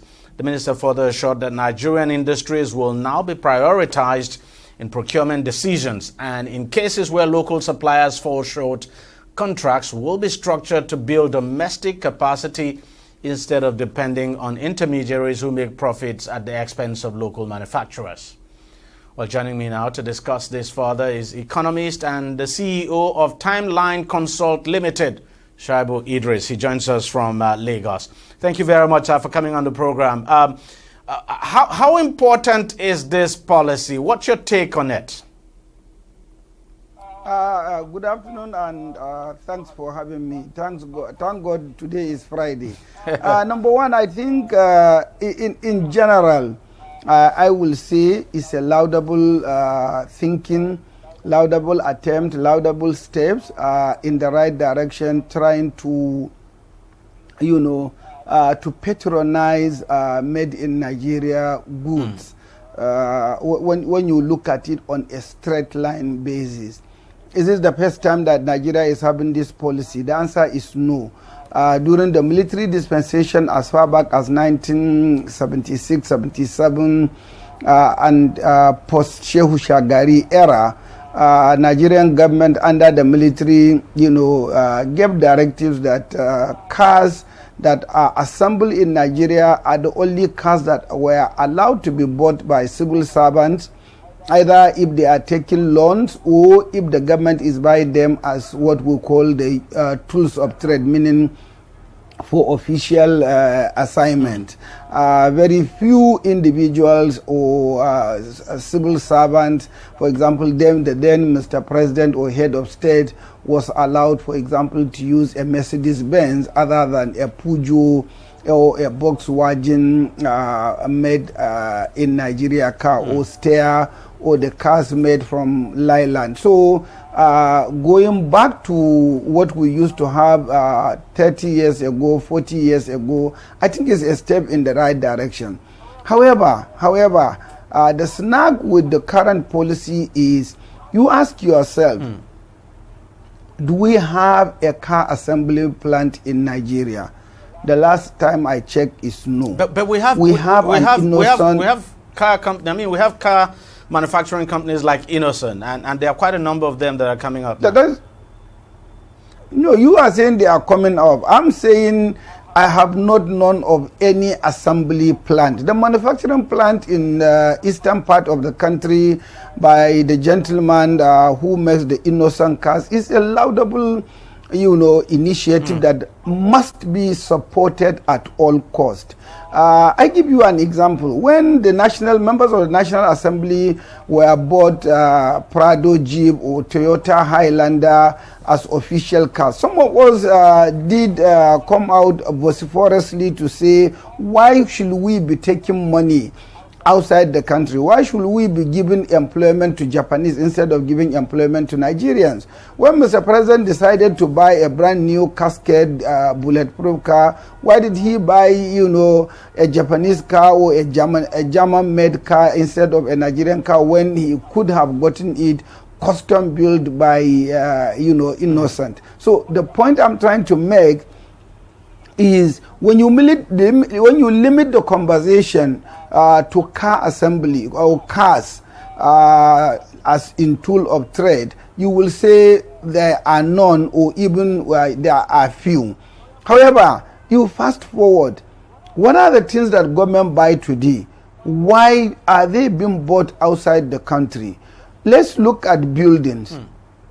If you are compelled to buy cement in Nigeria, in any case, no one is allowed to import cement. The processes of getting a license to import cement, you will be worse off if you import the cement. So we have it in abundance so you can buy locally. But what are the other concomitant features of construction, sites? Metals, iron that you use, iron rod. Do we have a manufacturing plant in Nigeria that can produce iron rod? No, we don't have. You look at the basic foods, milk. Today, if you want to buy powdered milk, if you want to buy even tissue paper, you want to buy toothpick, tell me which factory you can go to buy toothpick or powdered milk or some of these items. Now, the fact that, a window for people to take advantage of the policy was open, it makes also the policy a bit counterproductive. Instead of saying one needs to get a waiver from the Bureau for Public Procurement, let's not forget, this is for government agencies, ministries and departments. I agree, but who is the largest buyer? Who is the largest buyer of these items? It's government. We will have 350 something members of the House of Representatives, another 109 members of the Senate, totaling 500 or thereabout, or 400 and something. That is 400 cars. Which organization Is it MTN, Aradel, Shell, or Dangote that can buy 400 brand new Jeeps? Hell no, they won't be able to buy. It's not that they don't have the money, but they don't have the need. And if they have the need, they are efficiently run, managed organizations, so they wouldn't do that. So the point we are making is, of course, the policy was made to guide government. Even the government, not all governments. Yes, I was going to ask you that does this apply to state governments? Because, look, this is obviously for federal government agencies. Of course, no. It's not applicable to state or local government. So don't you think state governments too should probably key into this and make their own pronouncements along this line? Well, unfortunately, the hands of Mr. President Asiwaju Bola Ahmed Tinubu, the Jagaba, is tied, or they are tied, because he can only cajole and appeal to state governors to key into this policy. Because we are running this democracy, federalism, or the kind of state being independent of the center, when notwithstanding the fact that it is the center that feed the state and give them monies, but I give you money, but I don't have the right to take the money. This amorphous kind of arrangement that we have is an issue. So Bola Ahmed Tinubu may have a valid and good policy, but the implementation can only be limited to the federal government agencies, ministries, and department, as the case may be. But let me ask you this: what impact do you expect this to have for local industries? I'm talking about local industries in the country. Well, like I did say, in the short run, I don't see much of impact other than propaganda and noise, because most companies are closed down. The last count, in the last 18 months, not less than 5,000 companies, small, medium, and large enterprises have closed down. So who is producing, and what are they producing? Are we looking at producers of sugar? Or are we looking at producers of flour? Even them, they import bulk sugar, they import wheat to process. So what are we talking about import? You want to do even sandals. How many people are producing even sandals or shoes? If government were to be buying, say, school shoes, uniforms for students, where are the textile companies? So when you say go to Bureau for public procurement to get a waiver, it's a window of opportunity for quite a number of civil servants to mint and lace their pockets with illicit wealth arising from coming to require, one form of import waiver or another. So we are technically going back to import licensing days if care is not taken. But then, as I said the other time, this is obviously for federal government agencies. I mean, it doesn't stop private citizens, for instance, from importing anyway, does it? Yeah, it doesn't. What we are saying is, look, you need to dimension the Nigerian economy. Who is the largest employer of labor in Nigeria today?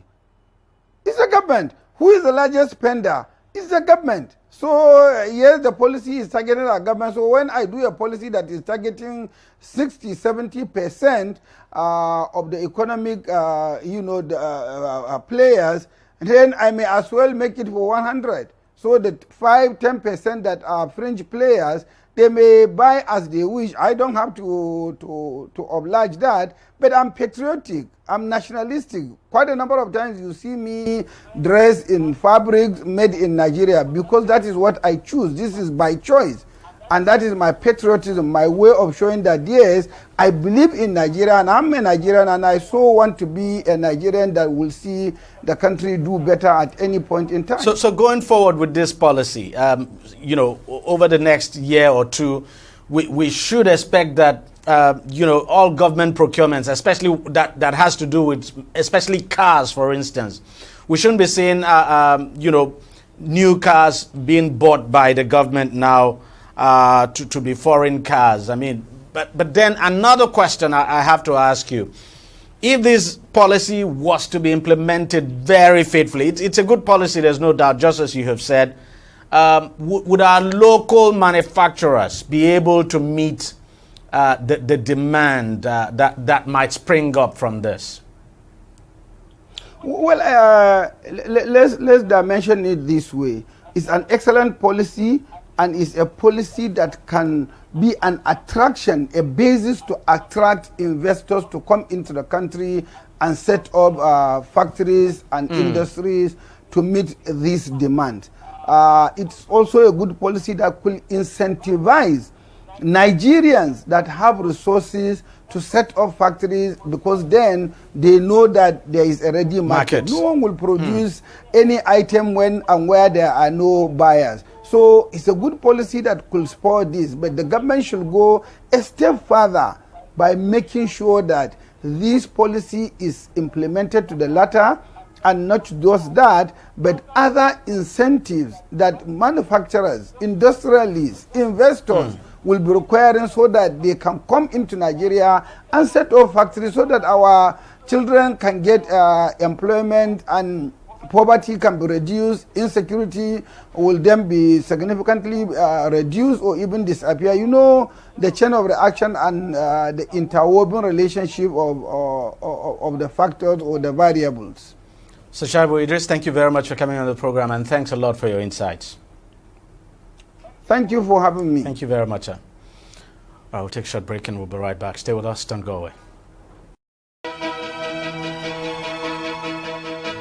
Opinions are free, facts are sacred, but truth is universal.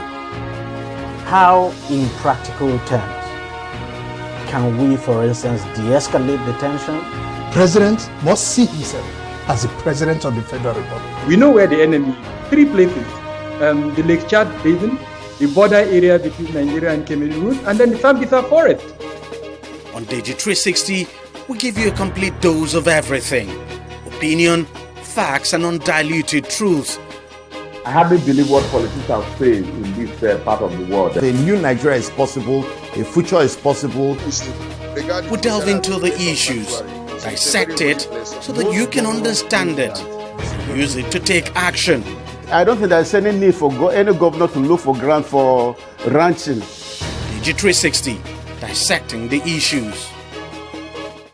All right, welcome back. Let's continue the conversation now on the Nigerian First policy, and now being joined on the program by a former chairperson, that's chairman now, of Manufacturers Association of Nigeria, Papa Branch, Frank Onyebu, who is also a National Council member of MAN, as well as a director in manufacturing companies here in Lagos. Thank you very much for coming on the program. As a manufacturer, give me your take on this Nigeria First policy that the president just unveiled.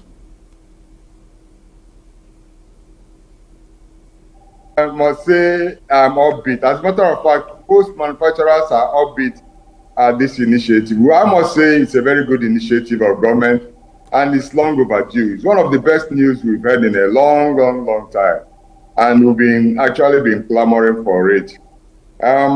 This should not only encourage government agencies, but also the ordinary Nigerian, because if you see that the government is using made in Nigerian products, if you see that the government is patronizing made in Nigerian products, then the ordinary man would want to emulate that. But when the government is importing everything foreign, to the neglect of local manufacturers, of course, the ordinary Nigerians will do the same. So we are happy, we are upbeat, as a matter of fact. You can see what I'm wearing now is a Nigerian-made product, and we have a lot of clothes out there that are foreign. But we should patronize our own products. This is the right thing to do, and I'm very happy about that. But another question to ask would be, would local manufacturers have the capacity to meet the demand that we expect to come out of this? Because, you know, you would expect that the demand would be high, and there's always been that question about the capacity of our manufacturers to actually meet local demand. Yeah, certainly. The problem with manufacturing is not the capacity. We have a lot of capacity. The problem is that the environment has not been very friendly. A lot of manufacturers have actually packed up and moved to neighboring countries. If the government makes the environment friendly, and this is one of the ways to make it friendly, But there are also other ways. We need to have a way of encouraging people to go into manufacturing. Manufacturing is the backbone of any economy all over the world. And if we reduce some of the problems that have been causing manufacturers to leave, and will make the environment more friendly, more people will come. There are actually a lot of people out there that want to come into Nigeria, even foreigners. And once we make our environment conducive, I can assure you there is no capacity that is beyond the Nigerian manufacturer. There are lots of people who want to do business. And the businesses that are open are just, most people just go into buying and selling, importing things from abroad. But by the time the environment is good, there are so many warehouses that are empty. There are lots of people who want to manufacture. And even the existing ones that are producing are sometimes less than half the capacity. We increase their capacity. All it takes is for the government to make this environment very conducive. And I must say, one of the ways is to patronize made in Nigerian products. So, yes, to your question, I say yes, we have the capacity. So tell me now, just give us a vivid picture of what this policy would do for, say, a typical local manufacturing outfit in this country. Yeah, when this policy is, because we always talk about policy, the other one is implementation. If we genuinely want to implement this policy, the effect is that people who have been having issues with actually selling their product, because a lot of manufacturers are producing and storing in warehouses. And the economy itself has not been very good. The demand is not been very good. So people are producing at less than their capacity. If we have a situation where the demand is there, the effect is that a lot of people who are currently manufacturing manufacture at full capacity. Then people who are out there waiting to see what this economy will look like would like to join. There are lots of friends we have who are in China who want to come into Nigeria. But when we look at this, when they look at the situation here, they actually try to go elsewhere. I can assure you that Nigeria can be another China if we get the right policies in place. So the effect to us that are already there is to expand, and for people who are out there waiting to come in and actually make use of the space that we have there in Nigeria. Now, I know state governments are not part of this policy. I mean, this policy applies to the federal government. But are you worried that state governments are not part of it? Is this something that you would like to see state governments also make their own pronouncement on this, along this line? Yeah, certainly. We would like the state government to come in as well. But this federal government starting is a very good one, because when the federal government leads, the states will surely follow. I think everybody recognizes the right thing to do. But unfortunately, the leaders, which is the federal government, has not been showing that much interest. When the federal government shows the interest, it's a natural thing. The state governments will follow, and then the average Nigerian will also follow. There are lots of industries that will also patronize each other. There are lots of businesses in Nigeria, that will also want to embrace this. And if the federal government is showing that leadership, I believe the state governments will also follow, the local governments will follow, and then the ordinary Nigerians will also follow. But we're happy about this start. It's actually a start, and it's the right direction to go. And I believe that if this is sustained, like I said earlier, the implementation is usually the problem. A lot of times the federal government makes pronouncements, even the state government make pronouncements, and the people who are to implement it put a stop somewhere along the line. So I hope that this will be implemented to the letter, and then it's a natural thing. Others will follow. That's the hope of everyone else. I mean, it's no doubt a very good policy. Implementation, of course, no doubt very key. Mr. Frank Onyebo, thank you very much for coming on the program. Thanks a lot for your time, sir. All right, that's how much we can take on the program this week. Well, thank you very much for watching. I'll see you again next week. Bye-bye.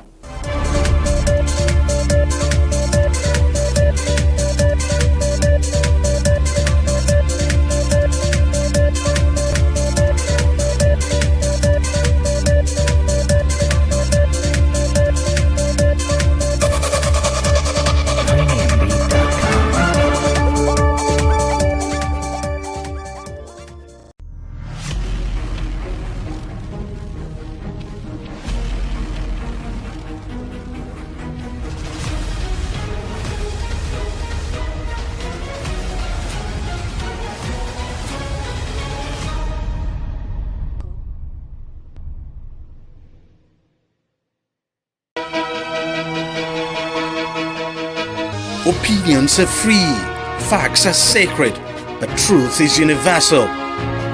How, in practical terms, can we, for instance, de-escalate the tension? When you go into public office, you must be ready to answer to the people. We know where the enemy is. 3 places. The Lake Chad Basin, the border area between Nigeria and Cameroon, and then the Sambisa Forest. On TV360, we give you a complete dose of everything. Opinion, facts, and undiluted truth.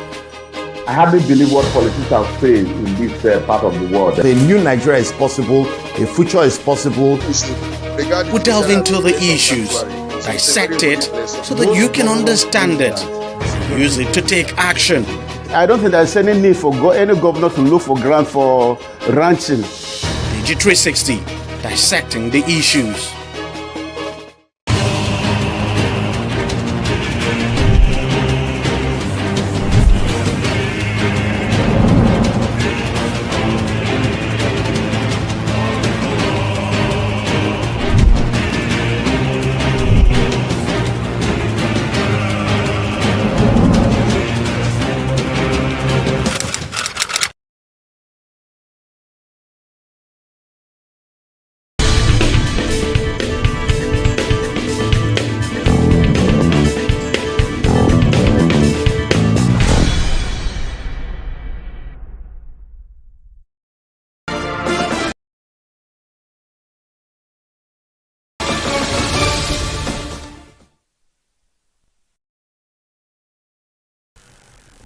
It's a pleasure to have you join us now on TV360 Nigeria. I'm Okwayemi Uwusheni. We begin with security as the National Security Advisor and criminal elements have been neutralized across Nigeria since May 2023. Ibadu made a disclosure on Thursday while speaking at the All Progressive Congress National Summit held at the State House Conference Center in Abuja.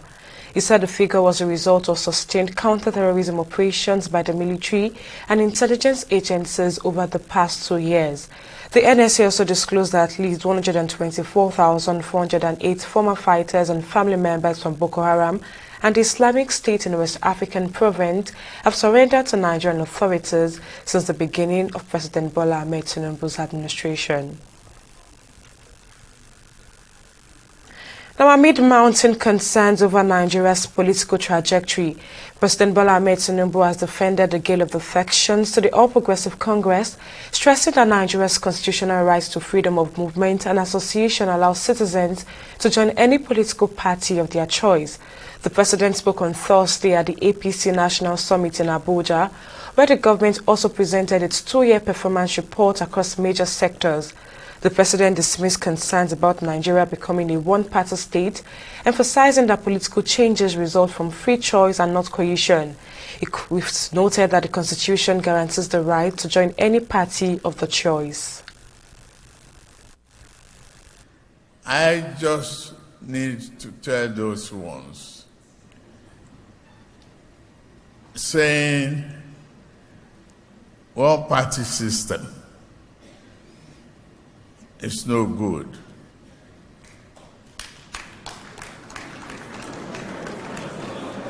It's one party ruling and driving the aspiration of Nigerians.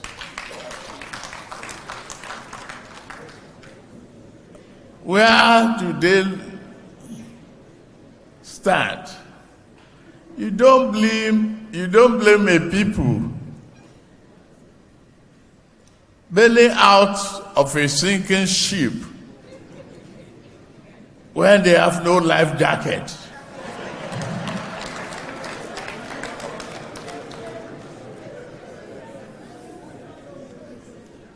I'm glad of what we have, and I'm expecting more to come.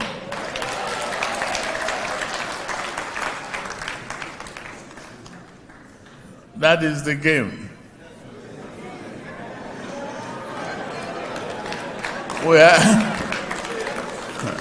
are in a constitutional democracy. Don't forget the freedom of movement and the freedom of association is not criminally punishable. Welcome to the progressives. Sweep them clean. 2 years ago, we embarked on this journey, propelled by a burst of hope and abiding faith in Nigeria and unity and progress. Together, we pledge to confront Nigerian challenges head-on by rebuilding the trust, fostering prosperity, and restoring our nation's economic health.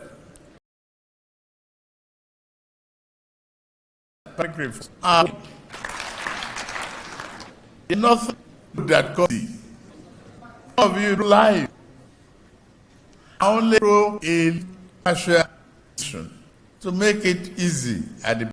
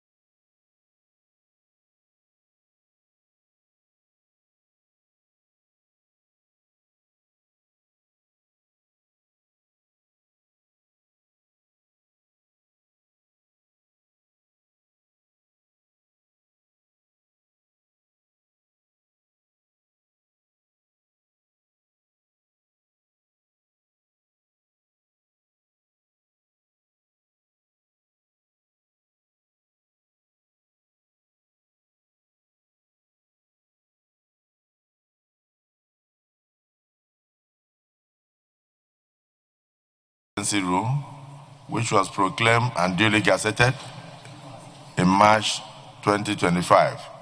Regulation 4, subsection 2F of the Emergency Rule 2025 requires authorization for expenditure from the Consolidated Revenue Fund of Rivers State for its activities. In the absence of the State Assembly, it's expected that the National Assembly acts on that behalf. Hence, the request for the approval of the Senate for the Rivers State Government 2025 Appropriation Bill.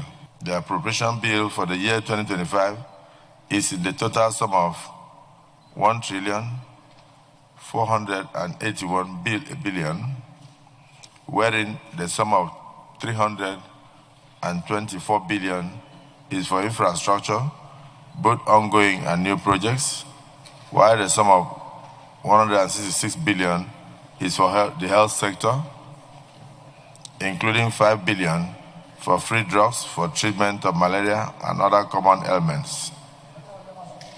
The sum of 75.6 billion is proposed for the educational sector, and the sum of 31.4 billion is proposed for agricultural purposes. President Bola Tinubu has also written to the House of Representatives requesting the approval of 1.48 billion naira as requested budget for the 2025 fiscal year. The Speaker, Abbas Tajuddin, read the correspondence during plenary. A breakdown of the proposed budget shows that infrastructure gets 325 billion naira, health gets 166 billion naira, education 75.6 billion naira, while agricultural projects would have 31.4 billion naira. The appropriation bill for the year 2025 is in the total sum of 1,481 billion, wherein the sum of 324 billion is for infrastructure, both ongoing and new projects. The sum of 166 billion is for health sector, including 5 billion for free drugs for treatment of malaria and other common ailments. The sum of 75.6 billion is proposed for education sector, and the sum of 31.4 billion for agriculture projects. The spending plan priorities investment in critical sectors of the state, such as infrastructure, health, including free drugs.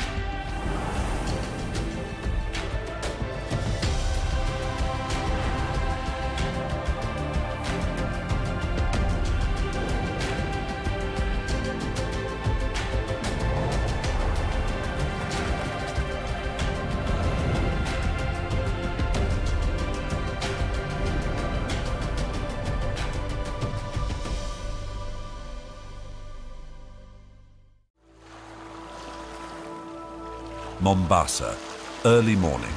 Already the breeze of the Indian Ocean is gently caressing Africa's eastern coast. Meanwhile, on the other side of the world, in Taicang, on China's Yangtze River Delta, it's all go. Hundreds of containers being readied for dispatch to Africa. But far away from each other, as these two major ports may be, they have a relationship with each that stretches back 6 centuries. That's because if was from Taitang, that ancient Chinese navigator, Zheng He, set sail for horizons new, journeys that took him to distant African ports, including Mombasa. So it was that a solid foundation of friendship was laid between China and Africa. What's more, it's one that endures to this very day. In today's world, China and Africa, hand in hand, are embarking on new journeys of development to realize shared dreams.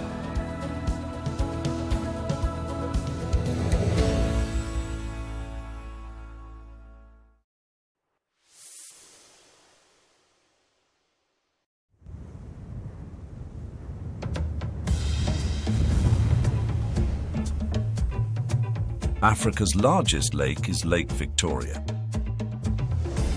This beautiful lake, shared by Tanzania, Uganda and Kenya, is rich in fish resources, enabling it to support tens of millions of families in the region.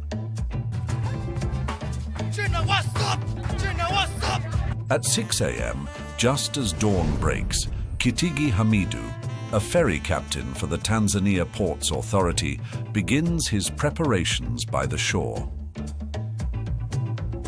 Each day he ferries thousands of passengers across the lake, including people from Geita, Kagera, Kigoma and other regions. Their destination is Mwanza. Whether it's work, school, medical care or even just grocery shopping, there's plenty to draw them to Tanzania's second largest city. Jamii hapa inanufaika kwa sababu kuna vitu vingine jamii ya upande wa pili inategemea kutoka upande wa pili. Kwa hiyo bila kivuko ina maana hawezi kupata mahitaji yao upande wa pili. However, the lives of local people are about to be transformed. A bridge is being built across the lake. The Magufuli Bridge project, undertaken by a Chinese company, will span Lake Victoria and serve as a significant symbol of Sino-African cooperation. Once completed, the bridge is bound to make the commute between the eastern and western shores of the lake much more convenient. Muda hapa unatumia not less than half an hour kuvuka, 20 minutes to 30 minutes. Kwa hiyo kwa daraja you probably use 4 minutes. Kwamba utakuwa umeokoa muda kwa watu. Acha hiyo pia wanapita these wagonjwa. You see? Wagonjwa mtu anatakiwa awai ni fast track. At the end of 2019, before work had even begun on the bridge, Qin Rong, a senior Chinese engineer for the Magufuli Bridge project, arrived in Tanzania. Her job was to make preparations for the start of the project. 所以我们的肩膀上也扛着的是我们对非洲保护母亲湖的这种责任吧。当地的国家的军民都是饮用这个水的，所以我们要对现有的一些技术进行一些突破。 It's the start of another normal day for Samia. First task, to survey the bridge. This surveying engineer for the Magufuli Bridge project comes from an ordinary Tanzanian family. He grew up in a village near the lake where most villagers made their living by fishing. But that was before work started on the bridge. Once the project started, Samir, along with many other villagers, found his life transformed for the better by successfully applying for a job on the bridge building project. This bridge is more than a bridge because they make a friendship between these two countries, Chinese and the Tanzanian. And they connect people from one side to the other side. So we very, very benefit from this bridge. The start of the Magufuli Bridge project has been eagerly anticipated by the Tanzanian government. And no wonder, with the potential to improve that lives of over 1 million residents and generating 1,000 valuable jobs for locals, it's a clear boon for the country. What's more, by integrating key Tanzanian road networks and linking neighboring countries like Rwanda, Burundi and Uganda, it's bound to become one of Africa's most important international transportation hubs. But the Magufuli Bridge is just one example of friendly China-Africa cooperation. In 2013, China defined its approach to policy towards Africa as one keeping with the principle of upholding justice while pursuing shared interests and the principle of sincerity, real results, affinity, and good faith. Now, via platforms like the Belt and Road Initiative and the Forum on China-Africa Cooperation, China-Africa relations have reached new heights. From the 10 cooperation plans, the Support for African Industrialization Plan, to the China-Africa Talent Development Cooperation Plan, China and Africa have joined hands on the journey to modernization. Far away from China in southeastern Africa lies the enclave kingdom of Lesotho. Thanks to its high mountains, this country has earned the nickname Kingdom in the Sky. Weird and wonderful rock formations in the high mountains, calm lakes in the canyons, wild animals wandering at leisure, and rock paintings left by ancient artists.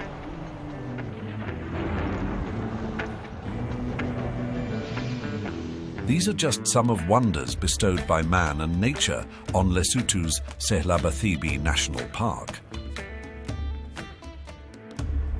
And protecting that legacy is down to rangers like Mamonyan Ranthimo. Only thanks to their ceaseless daily patrols can this place remain a source of pride for Lesotho's people and future generations.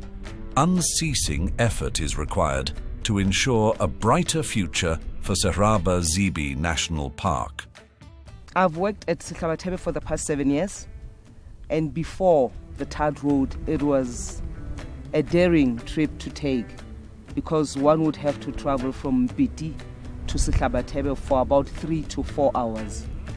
One would arrive at Sehlabathibi with a back pain and everything, you'd be tired.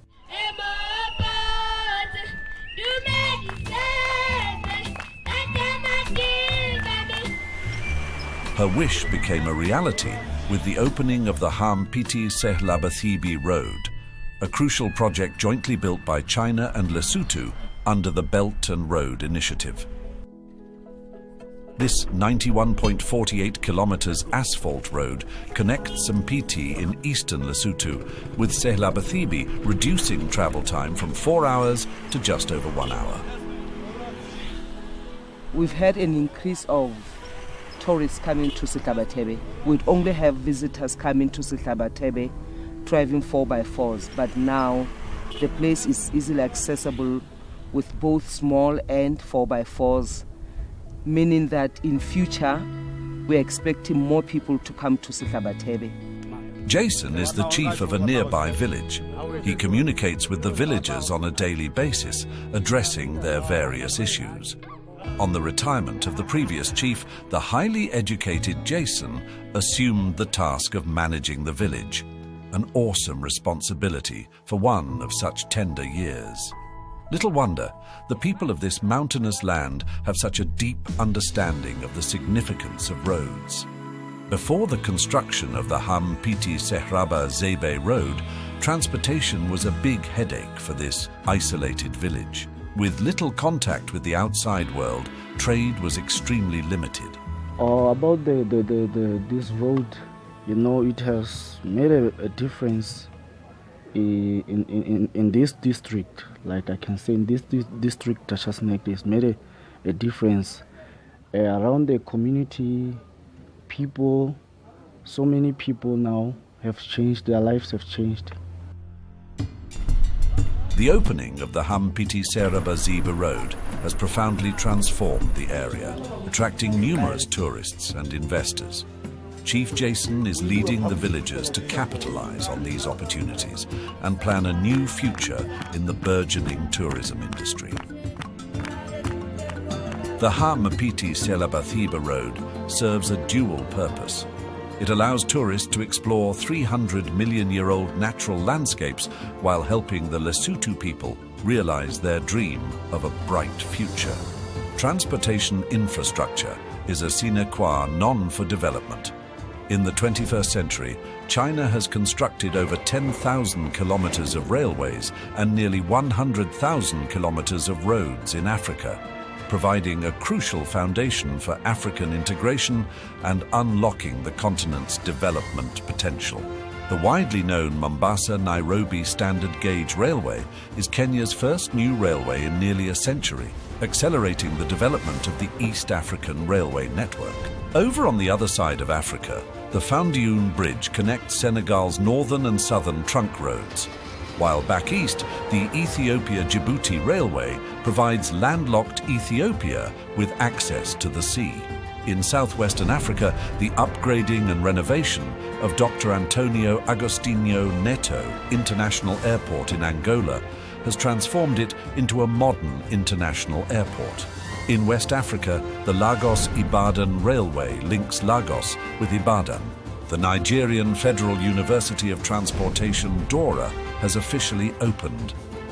Over the past 10 years, myriad roads, bridges and livelihood projects have sprung up across the continent. All these China-Africa co-built transportation infrastructure projects facilitate travel and development. What's more, they're already witnessing the beginning of many stories that are bound to grow ever more beautiful as they play out into the future.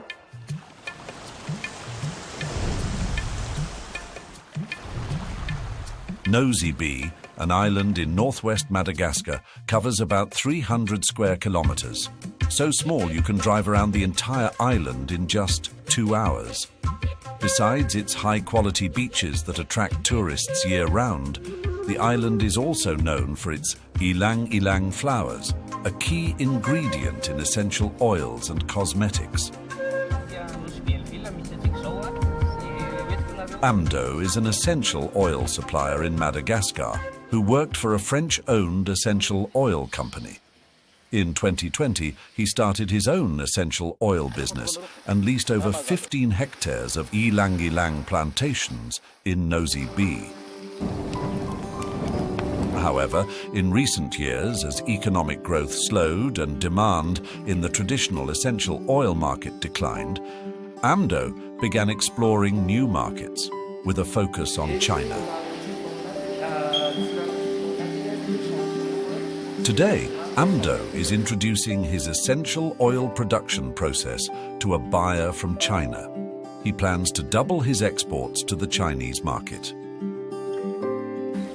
Chine aloha zao no anisan'ny voalohany no mahafinaritra miara-miasa aminy satria tsy amin'ny resaka commande irery fa resaka confiance indrindra.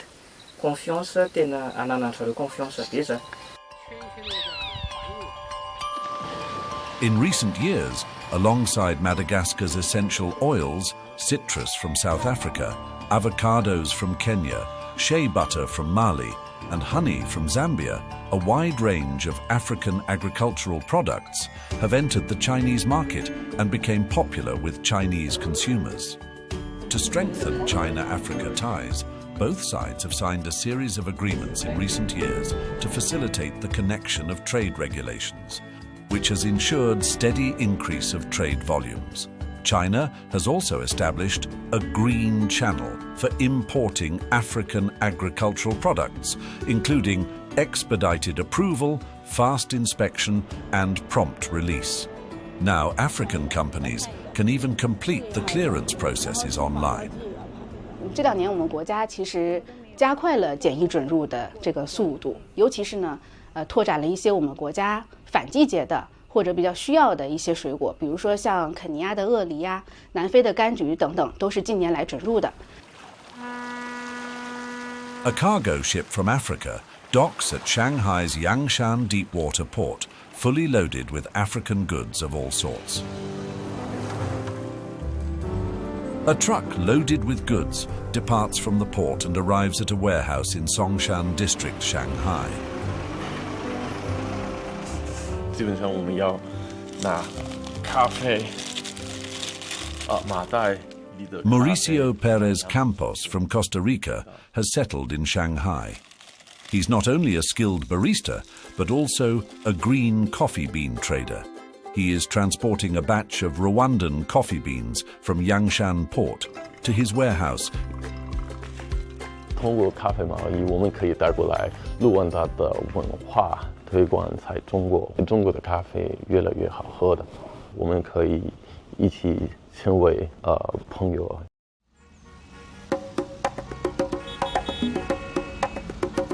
Rwanda, known as the land of 1,000 hills, has mountainous terrain and rich volcanic soil. That makes it ideal for growing coffee beans. Epiphany Andachiai Senga runs her coffee plantation. Each morning she takes charge of the growers as they sort and dry the freshly picked coffee beans. She learned coffee cultivation from her parents, a skill passed down through the generations. Now, she manages the farm with her husband. Maze gukura rero igihe cyo gushaka cyarageze ndashaka ngira amahirwe akomeye nsanga n'umugabo nshatse yarateye ikawa ari umusore iyi koperative rero itangira ubwo natwe kubera urukundo twakundaga kawa.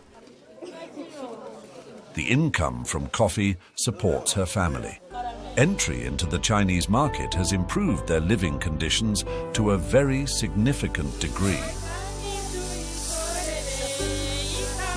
Nukuri mere icyo gihe wenda ukasubona akazuga wenda kubatse neza ariko ari ibiti mimbere tusaize uyu munsi inyubakire yacu nta matafari ahiye hajya gukinga nzamitarike bisu wakubaka inzu ukabona ni inzu mbese koko igezweho ijyanye n'igihe tugezemo kafashwemo n'ikawa.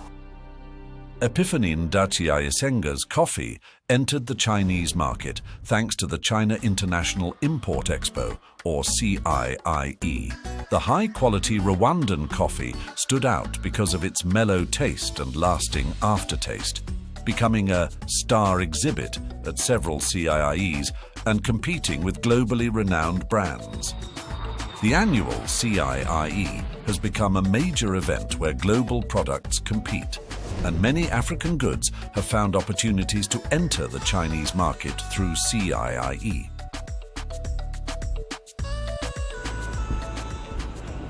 He Yulin, who managed the African pavilion at the CIIE, witnessed the rise of Rwandan coffee.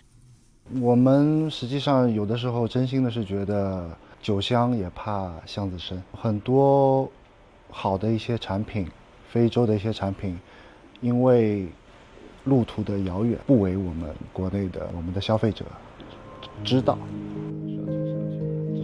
He Yulin, preparing for the 7th CIIE, has received applications from 10 Rwandan coffee companies. Recognizing the significance of this opportunity for them, he's actively helping with all the preparations for the exhibition. 这个就是今年卢旺达发展署推荐的，一共有10家咖啡企。 Another key promoter of Rwandan coffee in China is James Kimonyo, the ambassador of Rwanda to China.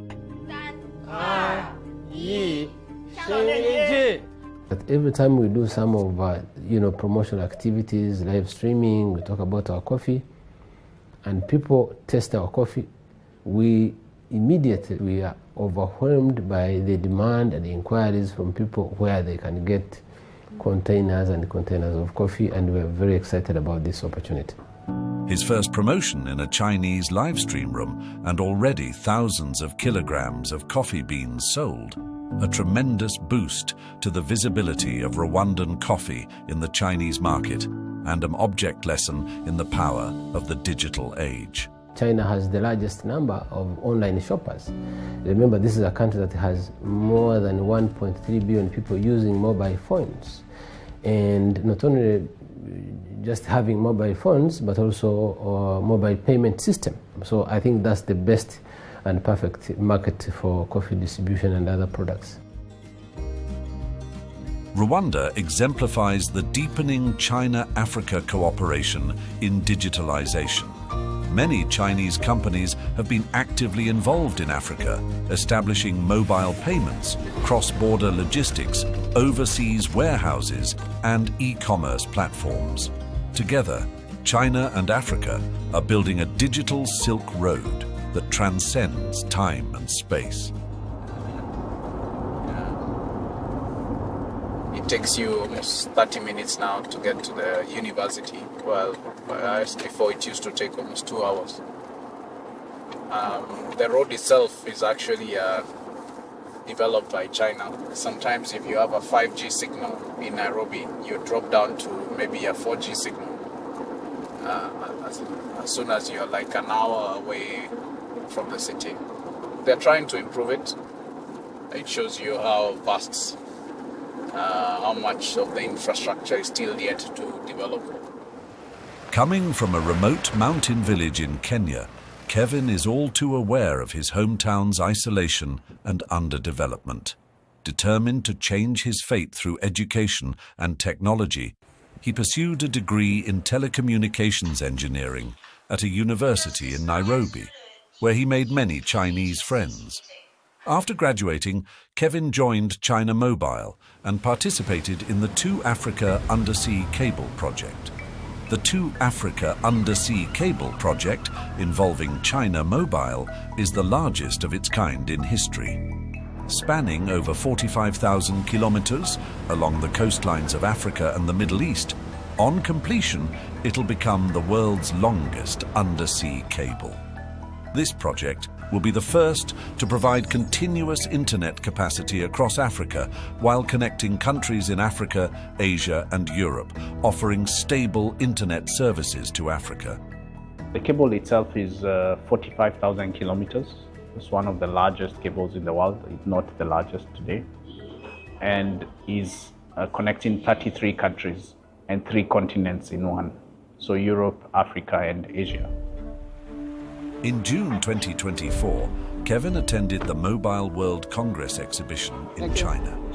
At this gathering of global telecom elites, he introduces the 2 Africa project to international clients. I feel like I contribute to that mission, and my role is to bridge that gap and not just have the connection, but have the real access to change their lives using the connection they have. Kevin believes that once the 2 Africa undersea cable officially begins operation, it'll usher in a new era for Africa, connecting the continent more closely to the rest of the world and bringing limitless opportunities. With confidence in Africa's bright future, numerous Chinese companies have established branches there. With growing popularity in Africa, China's first automotive works, or FAW, established a production line in South Africa. Harris Moodley is the most senior employee at FAW South Africa, with 30 years of service. Every day, the first place he wants to go is his office. I started working for FAW in 1994, and I also got married in 1994. When I started at FAW, I was the first employees at FAW.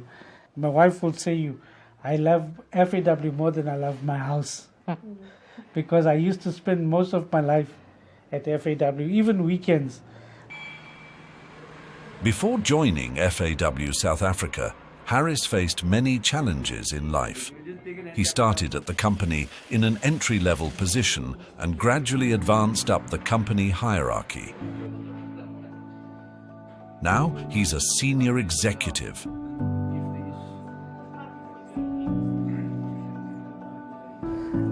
From a normal handyman position to become a manager. So I grew the company.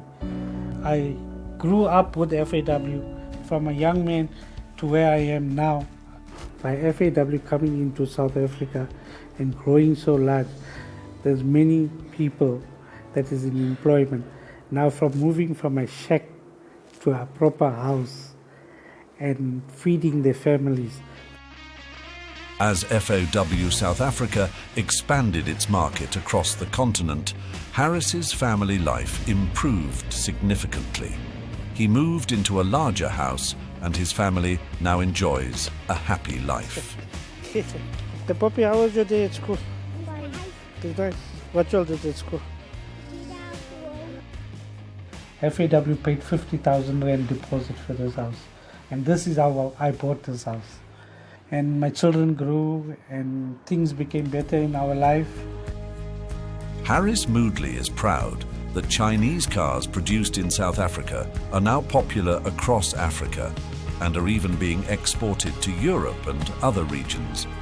He has witnessed the rise of Chinese automotive brands in the international market and has actively contributed to the win-win cooperation between China and Africa.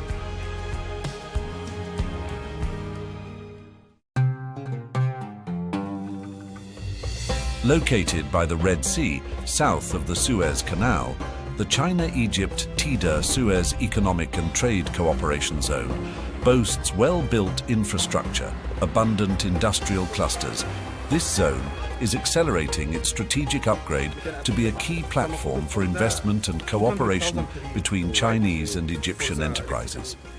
XD Egamak is a joint venture established by China XD and Egypt's Egamak. At this dynamic company, Mossad Ibrahim is also making his mark. During his childhood, Mossad Ibrahim frequently experienced power outages. Because of that, the quest for reliable electricity has been the driving force of his career. He has witnessed XD Egamak evolve from a startup into a leader in the power equipment manufacturing sector in Egypt and the Middle East. Each night, as he sees countless lights powered by XD Egamak's products, he feels immense pride and satisfaction. 我的梦想是，我们能就是够尽快完成RC建设，增加新的产品产线，助力埃及工业化，提升电能供应的效率。相信这样，埃及的夜景也会是像中国上海一样绚丽。 In the future, Zheng Tao believes that XD Egamak will expand its market reach, supplying electrical products not only to Egypt, but also to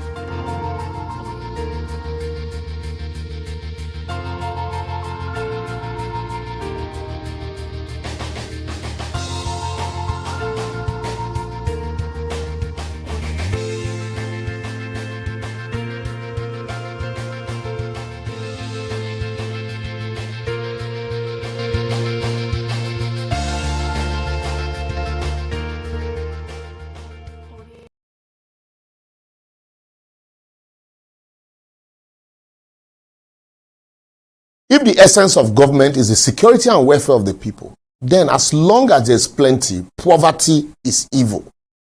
Affluent poverty. That's what we live in Nigeria. We're living in affluent poverty. The news recently broke that a British international primary school, Charterhouse, located somewhere in Lekki, Lagos, was charging as much as 42 million per annum as school fees for its pupil in a poor country like ours. However, the school management issued a statement clarifying the claim that the school fees are currently 26 million naira per annum and not 42 million. Oh boy, now wow. 26 million as school fees per annum for Pekin when they primary school in a poor country like Nigeria, where many states can't even pay 30,000 naira as minimum wage. And many of our public schools in the country are public slums. And unemployment rate is frightening as fraud is now celebrated as a profession. 26 million. Well, I know some of you will go to defend them now. They say if education is expensive, try ignorance. And others will say, well, it's the school is attended by expatriate, kids of expatriate. Even at that, maybe for Nigeria that they make the money, whether they pay the expatriate salary, must education be beyond the poor in a country like Nigeria, where ostentatious lifestyle is the attitude of government? So if you pay 26 million naira for a kid in primary school, that means you go pay 62 million naira for that kid in secondary school. And maybe 112 million for the same child when he enter university. And then the child will graduate, there won't be jobs. And then you send the child abroad. Is that not overhead? Go to countries like Poland, Germany, Czech Republic. Charles University and the University of Warsaw are some of the cheapest universities where top-tier programs are offered at an affordable rate. Although universities in all the Nordic countries are relatively affordable, but public universities in Norway remain free for everybody from both within and outside the EU, with the exception of a few specialized programs. But here in Nigeria, go to Edo University in Iyamo. It is ranked as the most expensive state-owned university in Nigeria. Yet, the other state university, Edo State University in Ekpoma, under the previous administration of Godwin Obaseki, suffered from lack of infrastructure and adequate funding until the recent administration in Edo. So what that means is simply this: rich separated themselves from the poor. Now, wow. How many people still remember, the craze those days about British International School? But with the current school fees of 4.6 million and 6.8 million, for boarding, I guess the super rich now, when they pay 26 million as school fees for primary school children, would think, oh, that's poor. So came Charterhouse, and yet government go look the other way in a poor country. We know job despite the expensive school, and you expect people not to steal? Yeah, well, what am I even saying? What can government do?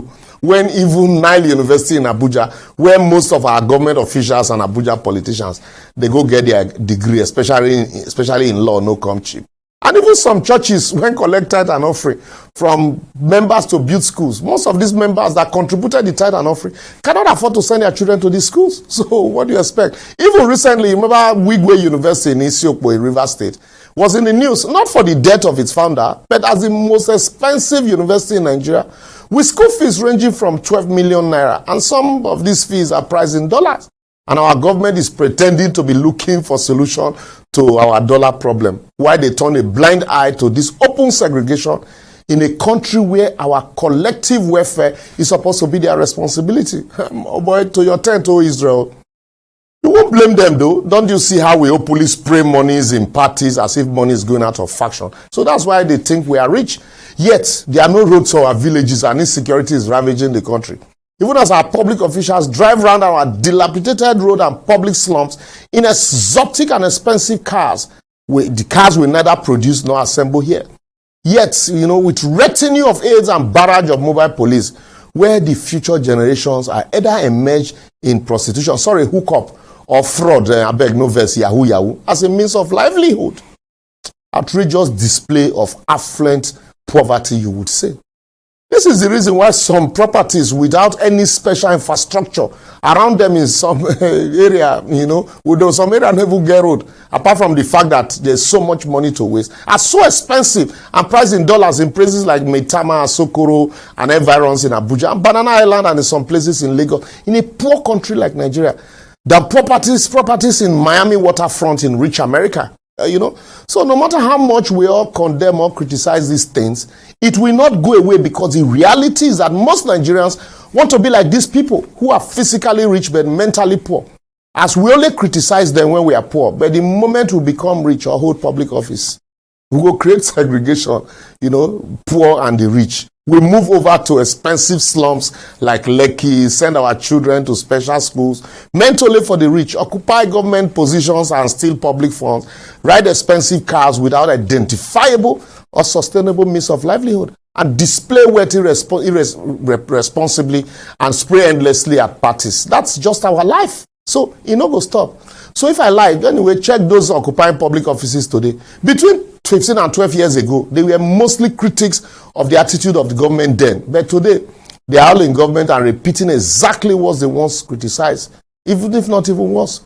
So I will therefore advocate, until we see government as a vehicle for public good, social justice, creating job opportunities, infrastructural development, equality, and a vehicle for impacting our community positively, people will continue to chase wealth, material possession, and position as a way of life and end up not living at all.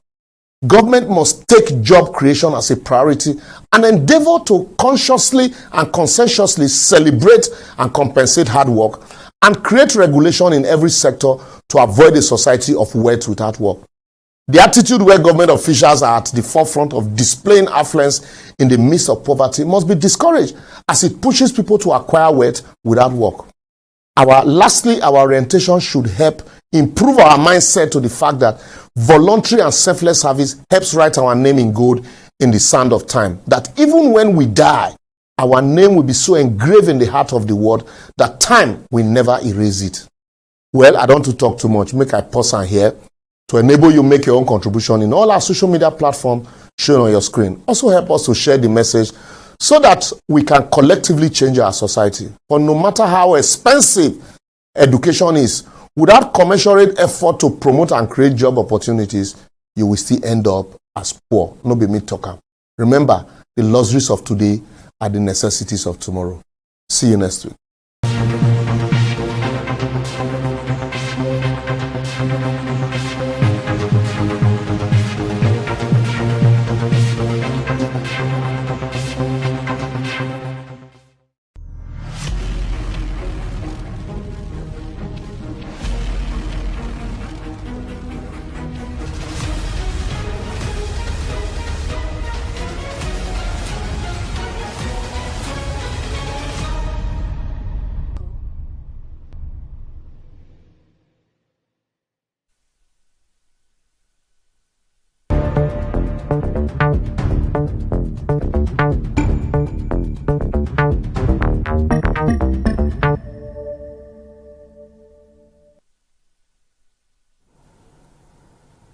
Hello, beautiful people. Welcome once again to your favorite program, our favorite program, The Conversation, coming to you from TV360 here in Lagos, Nigeria.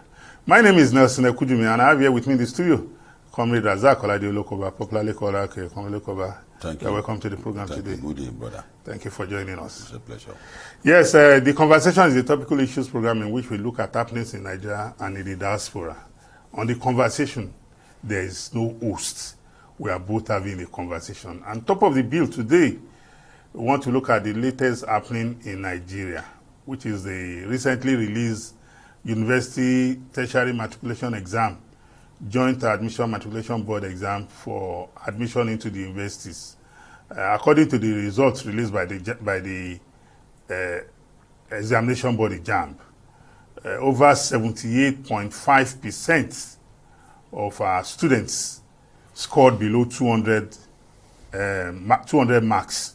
The examination is 400 marks because you are expected to write 4 subjects of 100 marks each. And from the result release, over 78.5%, and it has become the talking point in town.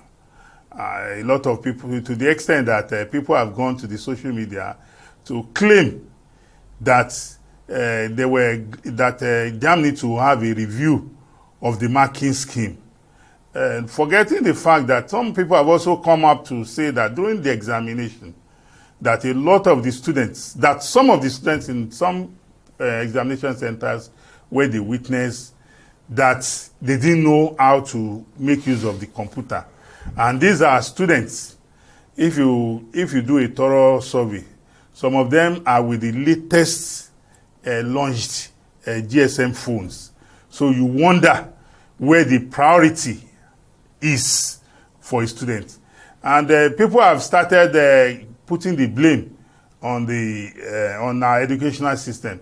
Well, if you ask me, I would say one, JAMB since the assumption into office of Professor Ishaq Oloyede, JAMB has been able to put its house in order. A lot of the exam fraud centers that they call magic centers are no longer in existence. In fact, in my own area, I know of one.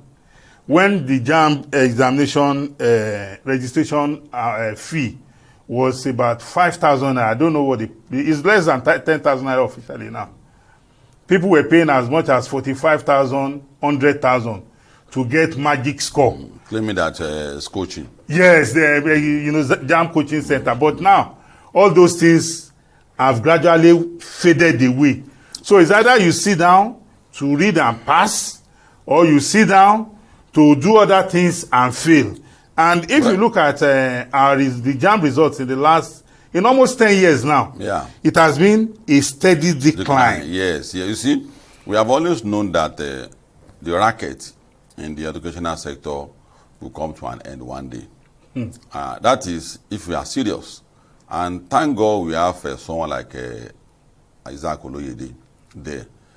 Except if you want to be dubious with our assessment, the man is doing very well. Absolutely, absolutely. So the latest incident now was because JAMB took measures to avert examination malpractices. Yes. So of course the new style of computer-based test, CBT. We have done CBT. I do CBT in my last semester. In fact, almost all examination in life, CBT has become the way of life. So in 10-15 minutes, you become acclimatized with what they ask you to do. It's just use your mouse to click the answer. Yeah. There's no big deal. There's no big deal. In fact, some of them don't know how to use the mouse. Yes. It's a lie. You don't be. I saw some. Under 15 minutes. I saw somebody who told me that he was in a. I said I saw somebody. I know the person. And what I'm saying is that under 15 minutes. Yes. He will be able to do no one point cursor at whatever you want to pick. Well, under 15 minutes. So that might contribute to it.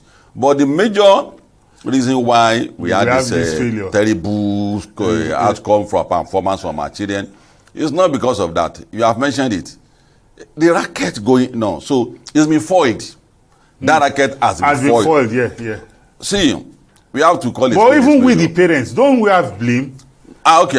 You want us to start talking about? Of course. Where should go do preamble and come back to the? No, let us see the. Where do we? Is it about pointing finger, forgetting that is pointing back at the parents?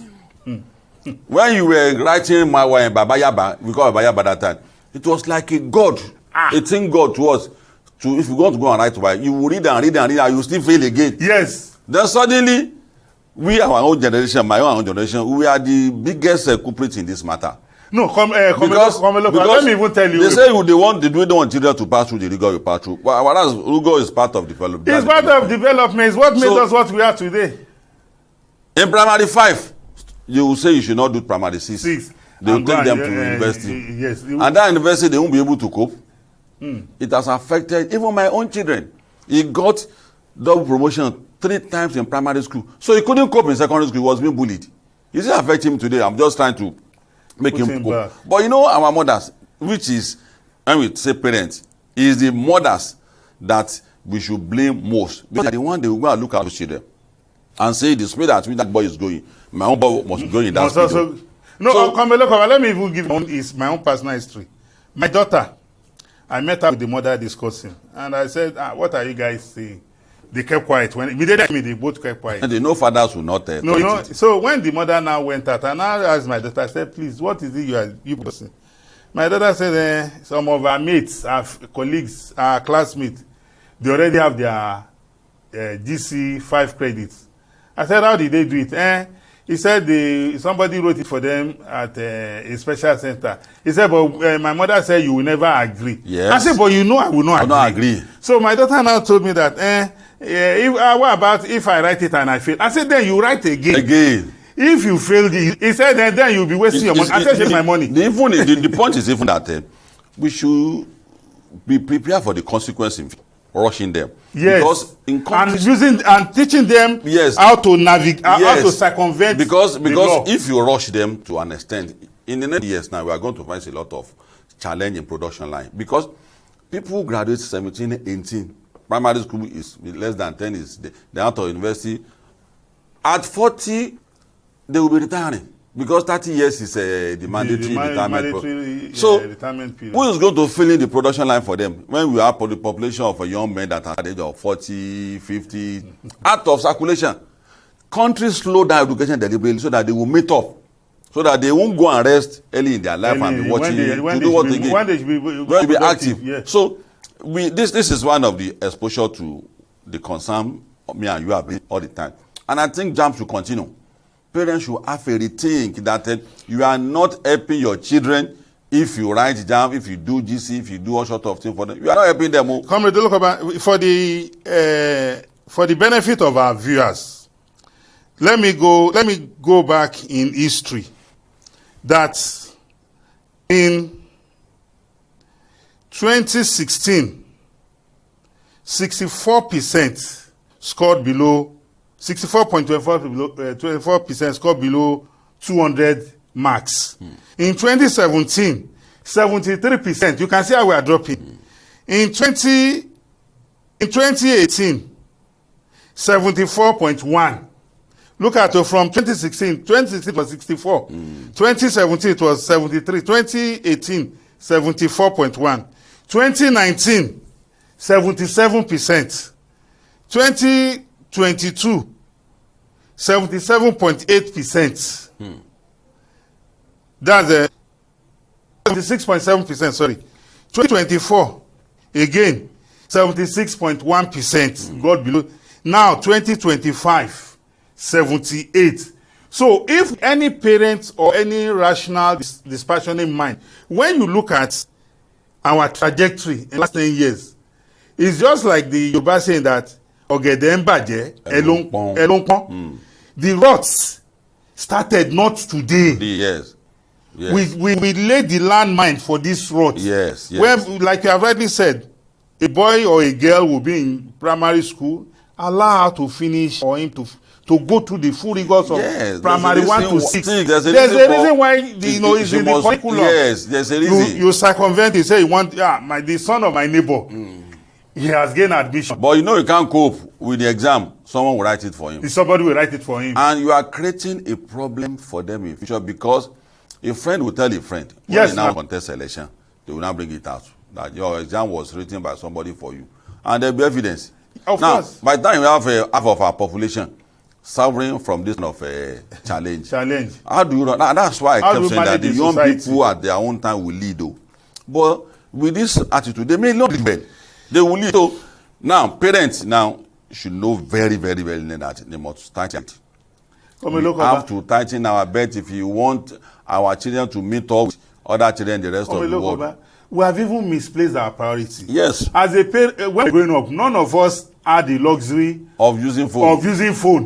Anything you want to investigate, you go and you go to the library. But now they even have the phones on their feet. So that library is on your palm. It's on your palm. But no, they will be throughout the day. They will be on TikTok. Yes. And other things. So when you are not monitoring or mentoring your children in the academic field, and you want him to excel, you want him to excel, that's a contradiction. And again, we parents, we are fond of one thing: we dedicate all our responsibilities to our children, to the school and government.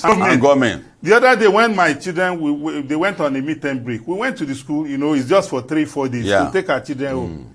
Then one of the parents, two parents, now say, Mrs.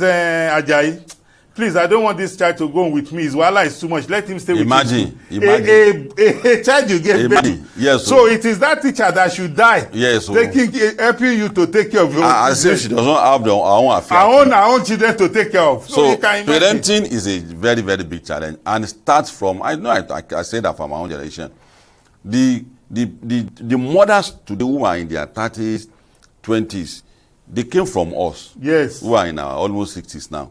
So because we didn't give them that education about marital issue, parenting, and they have to get back to the children. And you now imagine what kind of mother they will be if you don't train them well. They can't become good mothers. So it's not beyond redemption, though. It's not absolutely. We have to quickly reverse our step. Yes, we have to look ourselves in the mirror. Yeah, and that is where government come in. JAMB has done its own now. JAMB has done very well. Anybody that has failed, JAMB has that trend that. No, if they have calling for it, JAMB will review and the facts will come out. Yes. JAMB will not. I mean, the judge should not review that. Less than can invest. No, that should be the consequence. No, of course, yes. If we have to have lower intake, let it be. Let parents go and sit down. And school people that are allowing their children to write in special centers. Measures should be there's no way for them again. There should be penalty and consequence for people who write exam for people. That's one. Two. There will also be consequence for people who don't finish primary 6.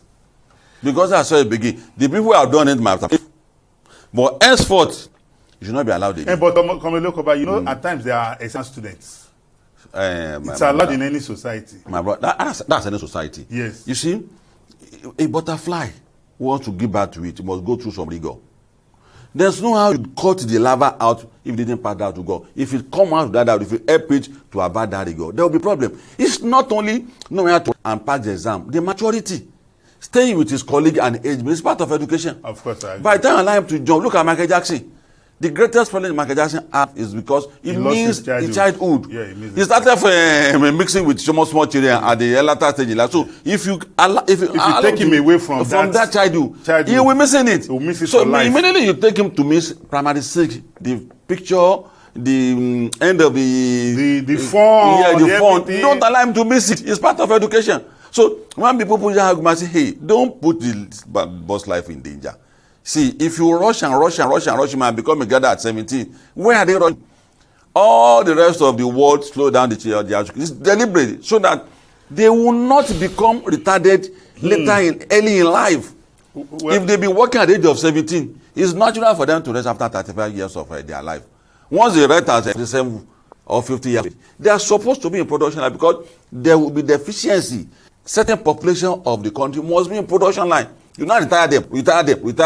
There will be production. Thank you very much. Ladies and gentlemen, you have heard it from both of us that the JAMB result outcome for 2025 is a reflection of years of rot in which we have all contributed. So people should stop scapegoating anybody. Go and check yourself as a parent. Are you doing what you are supposed to do? As a teacher, are you doing what you're supposed to do in school?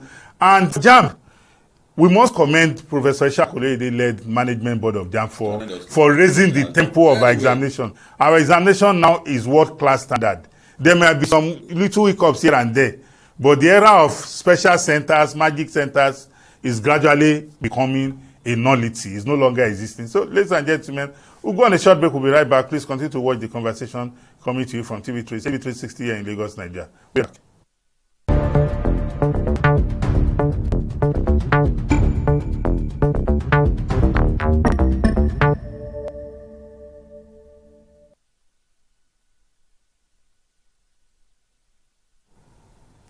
Welcome back. You are still watching the conversation committee from TV360 in Lagos, Nigeria. My name remains Nelson Ekudimana. I see here with me in the studio comrade Azar Kolade Olokoba. Comrade Olokoba, thank you for the program today. Much. Yes, the next topic we are looking at today, we are looking at the issue in Rivers State.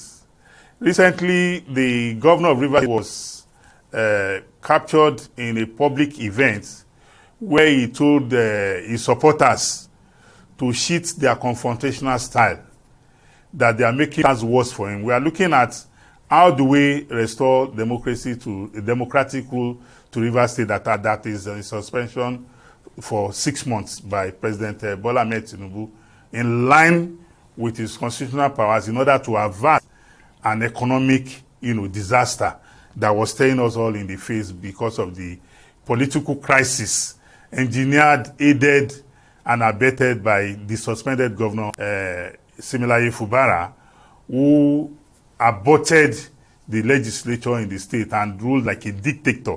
That was what the Supreme Court, described him, that there was no government in Rivers as at then, because it was just one man ruling at his whims and caprices, which was in total violation of our constitution. We also saw the Minister for FCT, His Excellency Nyesom Wike, also did a media interview where he said, he affirmed, like we have heard, that Fubara is reaching out. And but if you look at the facts on the ground, I watched Fubara at the program for late Pa Edwin Clark. Yeah. I also watched the interview for the Minister for FCT, Nyesom Wike. And for me, I want to believe strongly that the person that needs to make peace most, who is the one at the receiving end, is the suspended governor. You are right, because as it is now, is the one that has been thoroughly decimated by his own making. Yes, absolutely. He did it. Nobody pushed him. He undid himself. The moment he did that to the parliament, an arm of government, I knew that this man may not likely end as the governor of Rivers State. So, and he didn't reflect on what he did. We thought he did it momentarily, that, what did I do? Begin to reverse his step. He didn't. He became so more brutal, yeah, more but and he was becoming more confident that he began to do more and more and more things. After that, he didn't take budget to the yes, there was no parliament. Then he cut ties completely with his benefactor. Yes, his benefactor. Which is where in the world. Andrew Carnegie, John D. Rockefeller, the Clintons, the Bush in America, they play a role in who becomes, and they mentor them. Mentorship is part of life. When Papa Enauro wanted to move the motion for independence, Awolowo was sitting behind him. So you call that the godfather? Yes. Which is Godfather. Of course. So I don't know where we get it from, where that you say that people should not be mentored. Just imagine, in the life of people, you want to put 10 million people in the life of an individual. And you say you should not be mentored. You should not be mentored. Till tomorrow, Tinubu still calls some people for consultation. Absolutely. And that is why he didn't leave Lagos alone. Yes, now. He will guide Fashola. Even former President Buhari, as a president, now, just like you have said, he was still taking consultation. He was still going to some people that what do I do here? Yes. Even if Tinubu goes to meet Buhari will still consult. Because, you know, we have... What do we do? Yeah, you know, we are Africans. And we have this saying that...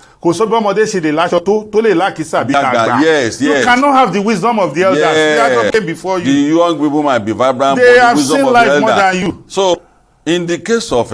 he thought he can go it alone. I know in every crisis, there are beneficiaries. Oh, absolutely. Absolutely.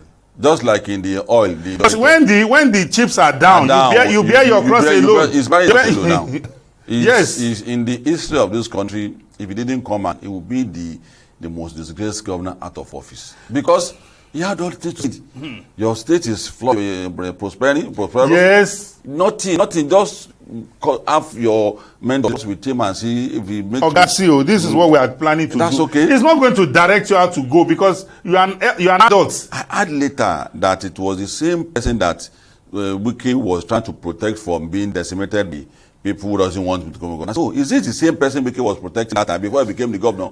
So it's the same person. That's not fair. You don't treat your mentor like that. I'm not talking and say we're not saying that the water should be handed over. That's what I'm saying. Absolutely not. For someone who navigated the rivers for 8 years, you said I should not have an input in what comes after. No. Nobody can allow it. We must be honest. Like we have said, sincere you are very correct when you said that the game, the decision now, it is Fubara that is injured thoroughly. Politically is the one that's injured. So if he wants the situation to go away, he must be willing to be completely humble. Yes, he must go the whole hog. There's here an air of arrogance in him. One, you are not willing to talk to Wike until you are two. You don't want to talk to members of the family and say the way he even discouraged his followers. He said that you have to persuade them because there's something they see in you. That's why they follow you. Even with me. Yes. Even if it's because they benefit. Yeah. Even if because there's a Good Friday every Friday for them. Yeah. There's a reason. There's a reason. So you have to placate your followers. And it is the spirit that he also insulted Wike. You don't discard people like that. So, and that's why blame we came. He did him that tutelage very well. Because for him to behave like this, don't you lecture him about the complexity of governance? Don't tell him that the road might be, so he will be prepared. But and you know, there's something you will always disagree with me. Wait, come look about like in Kwara now. Before you go, the governor of my state is a business at his life, but he's not living like as a governor. He's running affair in Kwara as if he's running his own oil company, and that's why INEC should give these people political education. All the benefits he inherited when he became the governor in Kwara.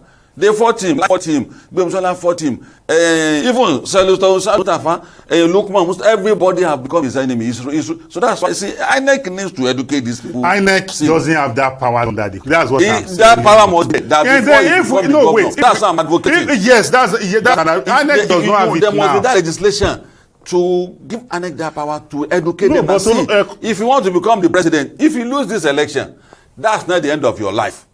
You must be willing to become a progressive opposition.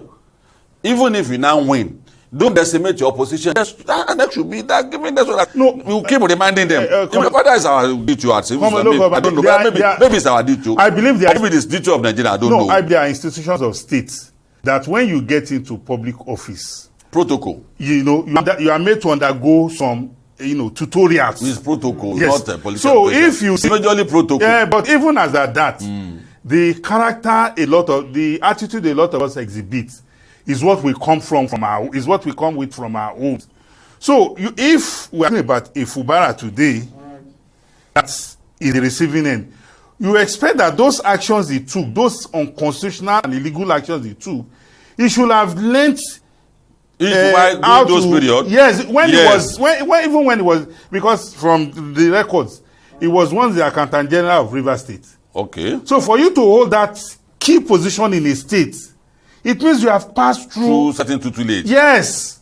So you don't expect him to have behaved the way he behaved. Maybe we should be more conscious than that. We should be more deliberate in that, more deliberate about it. See, in the last 5 years, the most bashed governor of any state is Sanwo-Olu, but he maintained his calm. He's responsible for everything that is not business. Of course. COVID-19, not business. Yes. NSAS, not. He maintained his calm. He didn't misbehave. There was the late governor of your state. When he was talking to you, he said, we are the constitutional authority. May his soul rest in peace. But he didn't see Sanwo-Olu behaving like that. So, Ajimobi.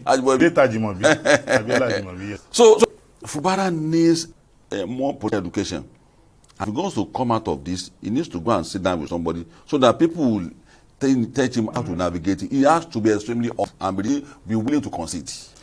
Well, you can't put it better than that. Like Kombe Lokoba, like you have rightly said, we are more interested in the return of constitutionalism to Rivers State. We recognize the necessity why the state of emergency was declared, even though some parties are in court today and they are seeking the judicial interpretation of that action.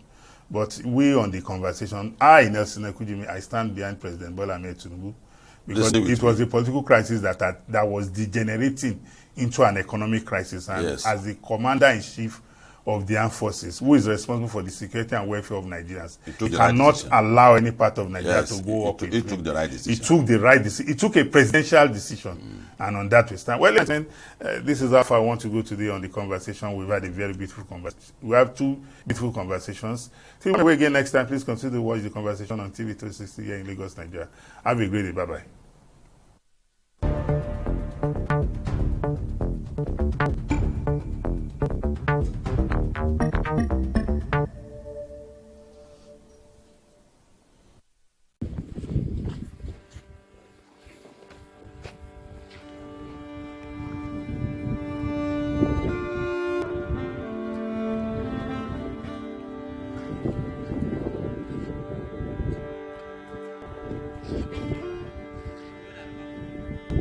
da kamar ina tare da waya ta ma za ku ta hamada saboda ni na ɗauka waya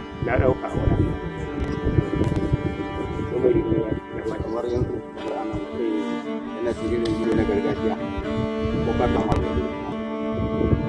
gurin kiwon ma babu gona kanka babu ma maganar gona duk inda muke da gonaki sahara ya ce gurin kiwo sahara ya ce kuma taku da kanka ma ka tafiya wallahi kana sai ka yi ni kana wani gangare ka shiga ko ka ganin ka sai ya fi gaba kana tona ma ba za ka kama karuwa yake ba an ji akwai ma'aikatan ma Farmers and herders in Nigeria used to enjoy relative peace as they interacted with each other. That is no longer the case.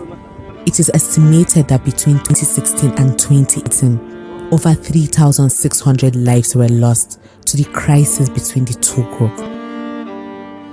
In the first half of 2018, about 300,000 people became displaced for the same reason. Northwestern and North Central Nigeria have notably been the heart of this violence. But the crisis is spreading fast to other parts of the country, including the South.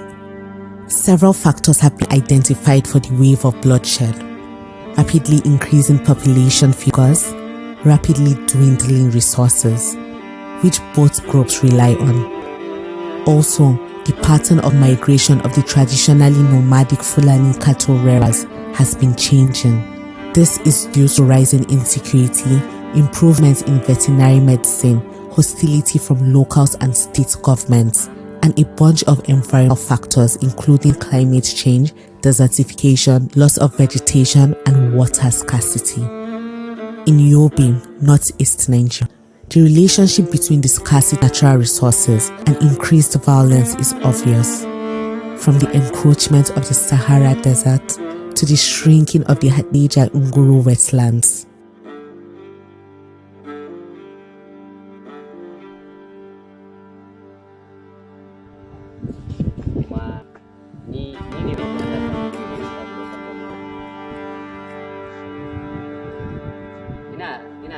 ina magana akan yanayin mutuwar dabbobinmu lokacin yunwa. Misali, idan rani ya ja lokaci kafin faduwar damuna, duk da faduwar damuna, ciyawa ta kan yanke.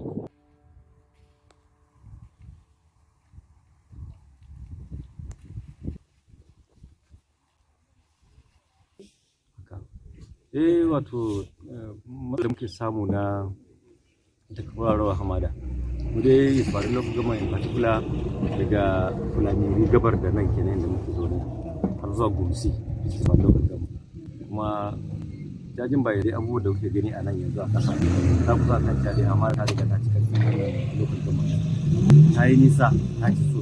Ba mu san dai kuma abin da zai biyo baya ba amma ɓangaren gwamnati. The challenge of climate change and the consequences of climate change on the environment, especially when you look closely at environmental degradation and the competition for resources, in this instance specifically for land and water, has in several instances generated conflict. There is virtually no part of the northwest, not to an extent north central, and then northeast that you go to that you don't see receding water bodies, and how this is having a huge impact on the socio-economic well-being of and livelihoods of the people in those communities. And so the likelihood of migration from the core northern states into some parts of southern Nigeria is something that is real. Zakari, a village in Yusufari, northern Yobe State, lies on the fringes of the Sahara Desert.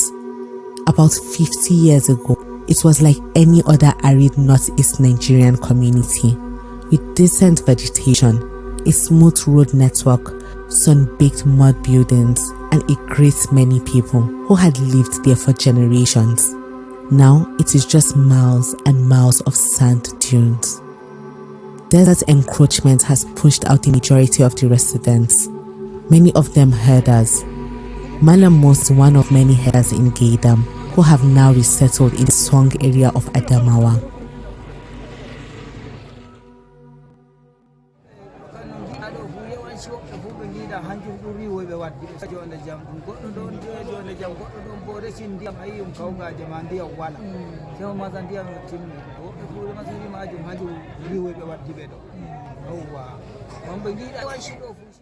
Sani wanda ya yi sanadiyan barin su nan? Akwai.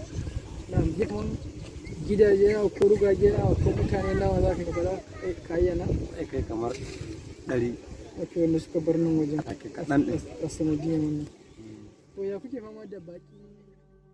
Around January, February, you hardly see anything in the place that an animal will browse or take as a food. And there's no water even to drink. So this is one of the factors that will make them come southwards. If they move southwards for water and for grazing the even the grasses. Definitely the desert encroachment is one of the factors that is concentrating the animal into a place and making the clashes between farmers and herders more frequent, more often. Had it been that in the area that is encroached by desert, there is grasses and water for them to, they may not be there. They may not move. Now it's necessary that they must come southward during as the dry season is approaching. They must come southward in search of little pasture and drinking water. While if during the rainy season approach, they go north, since there may be water and little grasses for them to graze. The problem with desert encroachment is not going to stop anytime soon. According to one estimate, the sand dunes shift towards south at a rate of 30 hectares each year, putting 11 states in northern Nigeria at risk of desertification. More cattle rearers in these places are moving elsewhere due to the combination of factors: insecurity, drought, desertification, and the need for water.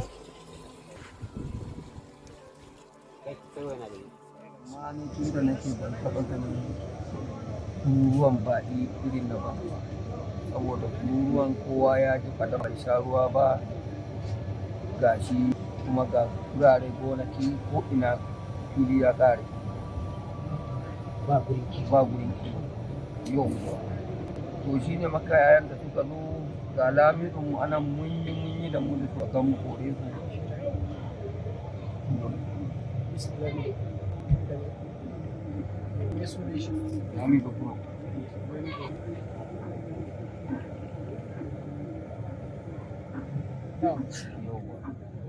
Muka yi mu kore su, abun ya gare mu, muka gaya wa lawanin mu shi ma ya yi dan abun da bakin kokarinsa, abun ya gagari mu, hakimi ma duk kowa ya saba. Kuma bakin nan ba daga wani guri suke ba, daga Jigawa. The migration of herders to new places tends to lead to clashes or aggravate existing conflicts because of competition over insufficient land and water resources.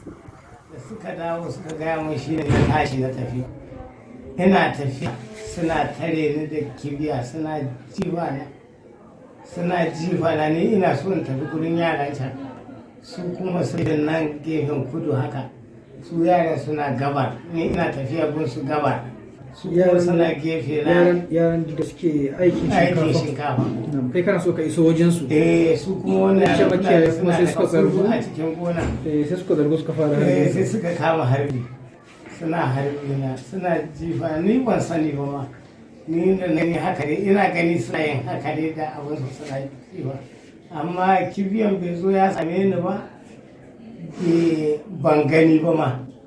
Ashe wai su harbi ke. Sai na fasa tafiya gun yaran, sai na tafi gun yaran Fulani din. To ina tafiya, ɗayan yana yin harbinsa, ashe kibiyarsa ya ƙare. Da ya gani na kusa zuwa gunsa, sai dan uwansa sai ya jefa masa addansa. Shi wani yana da kibiya, shi zai gudu kenan. Sai ya jefa wannan da ba zai gudu ba, sai ya jefa masa adda. Kawai yaron nan kawai sai ya tafi da gudu. Sai ya fita da gudu ya zo ya same ni, ya doka mu. Adda? Da itace a hannuna na ɗauka na masu buge shinkafa. Ya yanke itacen, kuma ya yanke hannu. Hannun yanzu haka babu, yanzu fakin ne aka ce za a yi, ba zai zama hannu. To shi ne wannan kibiya ɗan kibiyan kenan? Shi lokacin da ya tsare ni da adda na faɗi. kamar shekara 5 a bangaren noma din gaskiya ba mu da matsala da su, amma daga shekara 2 zuwa 3 din abubuwan suka lalacewa. Kuma karancin ruwa shi ya kawo inda ruwan ya zo an zuba da shinkafa, wani guri ya hau wani guri bai hau ba. To dalilin wannan su ne dama wanda Fulani suka samu rashin ruwan shi ya kawo su suka shiga ka zauna, kuma abin da saboda shinkawan masu ma rashin kiyawa da me da suka shiga shinkawa mutane suna ci, an hana su abin muhimmi da ya fi karfi mu gas mu na maguru.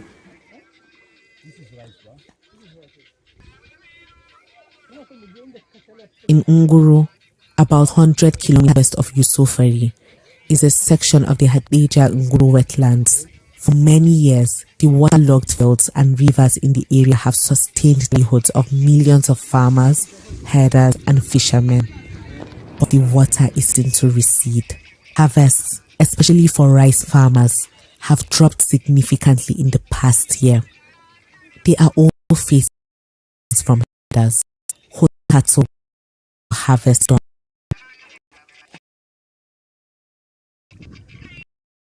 da ruwan hakan ba ta faru da yawa ba.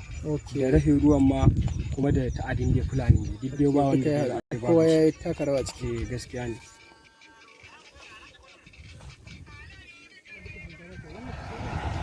Yanzu a ganin ka me kake gani ya kamata a yi wanda zai iya magance wannan abun, ita buɗewar ne ko kuma an da an buɗe ruwa din za a iya samun saukin kan abun. Hanyar ruwa idan ta riga ta gyaru, zaman lafiya tsakanin tunda daɗin ruwa yana zama ba wani matsala tsakanin su. Da can asali din da ruwa yana zaune, muna zaune da ruwa, daga baya kuma ruwan ya yi karanci zuwa yanzu shekara kamar 12 idan akwai ruwa baya, amma zuwa yanzu sosai ba sa ɗaukan sa kamar wani muhimmanci.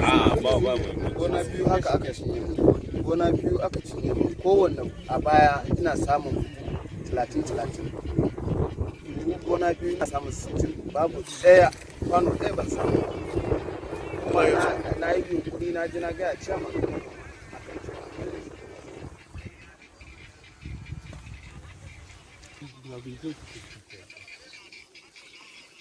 To our own understanding, the major problems is the absence of coming of the water. That are the reason why we fail to get what we have. Lack of water. They are all affected in the land. We have only source of water. If that source bring us water, the whole area farming well and organized. And then if there's no water from that only center we have it, we all lost. And what we understand now, the farmers at Onguru, they have already failed. 70% of our farmers have nothing to farm. 20% get only rice that have been eaten in their house. And then 10% are those that are gain something from the farming. And even me, I've tried to farm more than 1,000 to 2,000 rice. And my chairman more than 20,000. And the secretary to do more than 25,000 because of he's richer than us. But now, even I don't have even 10 bucks. I'm farming more than 1,000 and I don't have even 10 bucks. Okay, can I get that?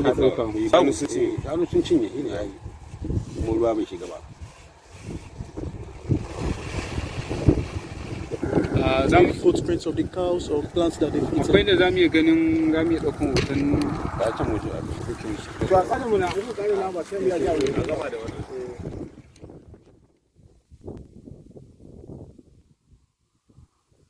The major problem is lack of water. And then the second problem is the coming of the Fulani from somewhere else. And then that Fulani come because of the absence of water. 3 factors have been identified in the water problem: the proliferation of the invasive taifa grass, the construction of dams along water roads supplying wetlands such as the Tiga Dam in Kano, and droughts. One other reason for the increased clashes between farmers and herders in Nigeria is the encroachment of grazing roads, reserved for use by pastoralists by northern lawmakers during the First Republic. These grazing roads and reserves are now being converted into farmlands and other structures. This makes it difficult for herders to move about freely without trespassing, and has repeatedly been used as an excuse.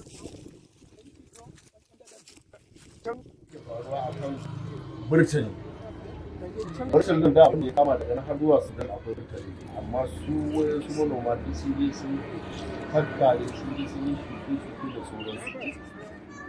Shi yasa su Fulani kai musu magana da wannan suke laɓewa. An kare ma an kashe burtali da sauransu. Kuma a hakikanin gaskiya yawancin tashin hankali da muke samu a nan akan harkar manoma da makiyaya yawanci da ba makiya namu na nan bane daga wani guri ne suke ba in suka zo kuma ba an da kan mutane kuma ba za su fara. Even though the Nigerian government has kick-started attempts to revisit the not the long-lasting solution that's needed.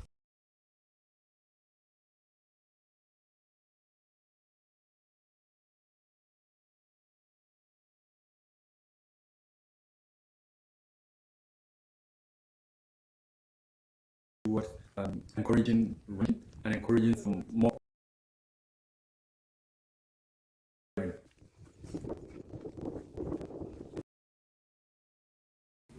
This problem of to get sufficient money to make the quota for the country is being modernized.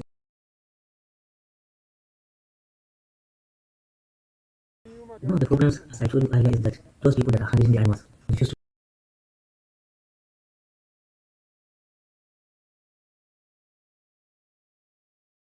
follow the notion about Africa. If you want them to improve what they are doing, how are you going to incorporate that knowledge into their own thinking? The problem I see is that government also is not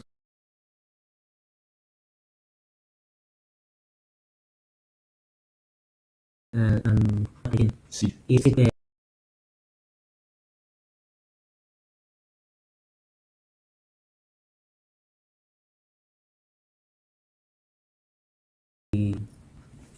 cattle yard? You can even hear about the just abandoned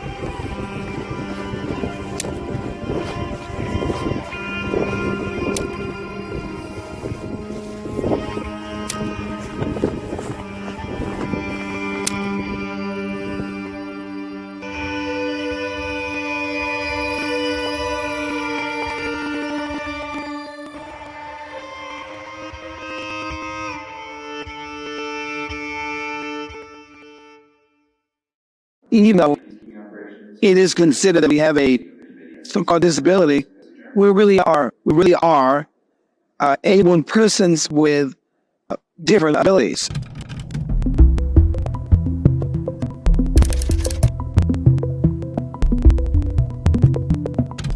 For society and development to be included of persons with disabilities, we need to have equal access and to knowledge and information. Yet, out of millions of publications each year, fewer than 5% are made available in accessible formats for visually impaired persons. In developing countries, an even smaller percentage of publications are available in accessible formats.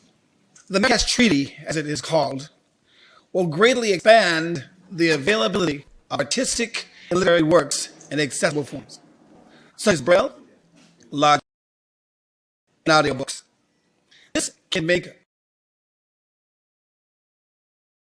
more than 300 million visually impaired persons.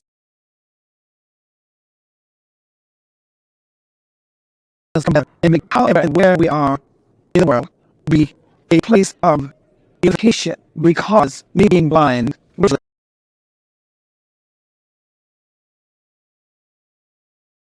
doesn't mean that they should be blind of those things in the world that we need to fix. We have to have inclusion up again, blind the issues.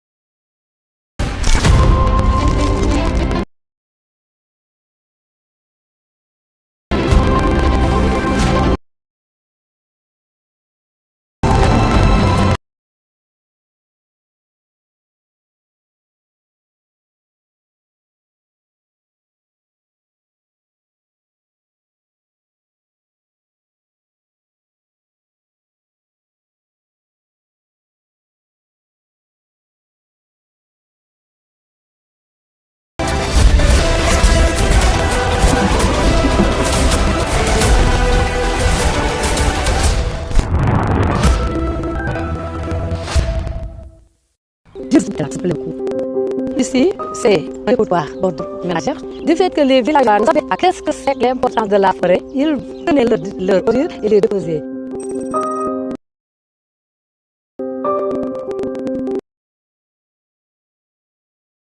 De leur dire que l'arbre doit vivre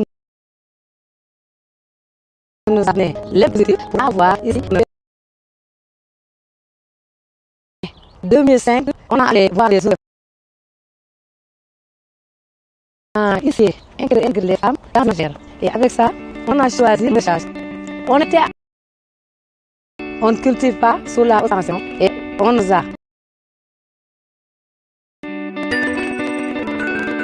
Si on fait des femmes dans cette forêt, en soin, non seulement de vérifier mais également de tout le monde.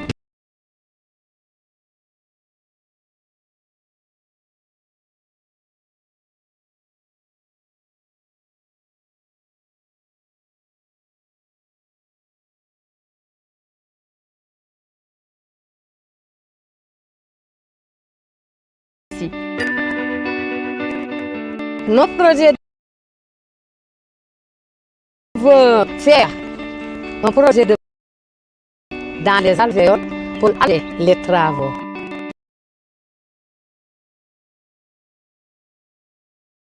Qui sont engagés dans la protection et la prévention.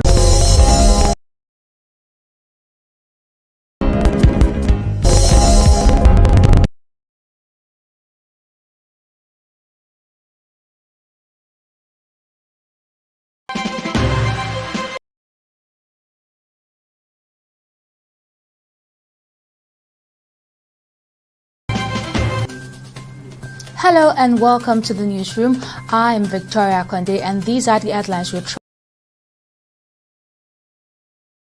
President Boss in the 2027 presidential election because he has no presidential ambition. In a statement signed by his media director Michael Oyare, Bello expressed surprise and shock over a video post of his 2022 rally claiming he has started campaigning against President for a senseless falsehood and disseminates same to mislead unsuspecting Nigerians.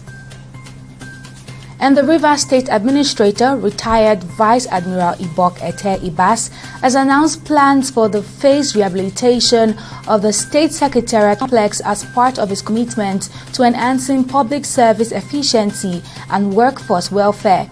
He made the announcement during the closing ceremony of a 4-day transformational leadership training workshop organized by his administration in collaboration with the National Institute for Policy and Strategic Studies. The operatives of the Lagos Island in a midnight raid arresting 62 suspects, 59 males and 3 females. The Lagos State government said this is part of a renewed and claimed public activity zone in the island, along the coast taxes or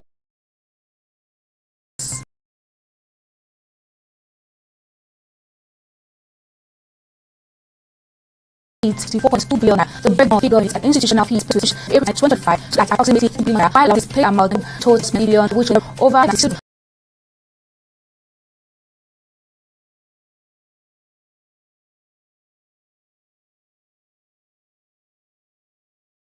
African member states, Nigeria, the Gambia, Ghana, Guinea, amongst others. This was made public through a statement by Kiamo's special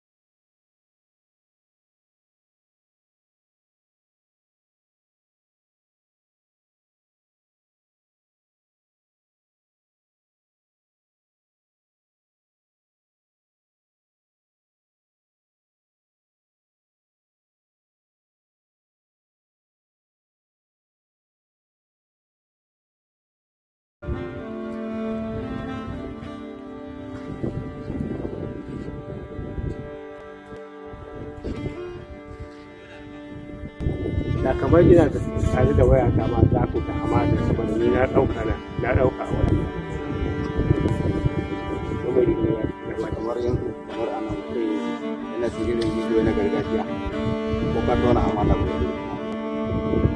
guri ko ma babu gona kanka babu ma maganar gona kai duk inda muke da gona kai guri sahara ya ce guri kiwo sahara ya ce kuma taku da kanka ma kana tafiya wallahi kana sai kai ne kana tafiya in ga ka shiga ko ka dan ka sai ya tafi da kana tona ma ba za ka kama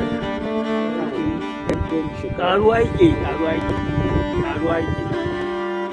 karuwa an ce akwai ma Farmers and herders in Nigeria used to enjoy relative peace as they interacted with each other. That is no longer the case. It's estimated that between 2016 and 2020, lives were lost to groups. About 300,000 people became of the violence. The crisis spread to the country, including some had to have bloodshed, mainly got people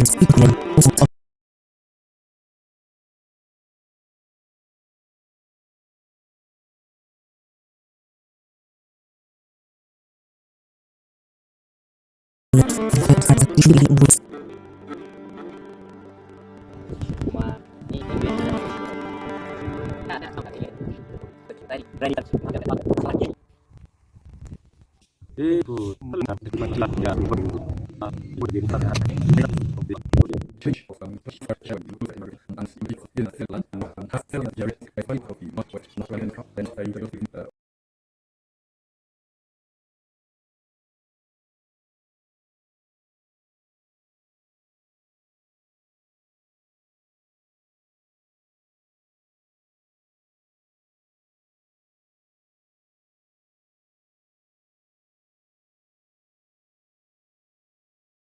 generations. Now we just have lost of attitudes. This is actions have been of your essence. Not on that. Might not have is over.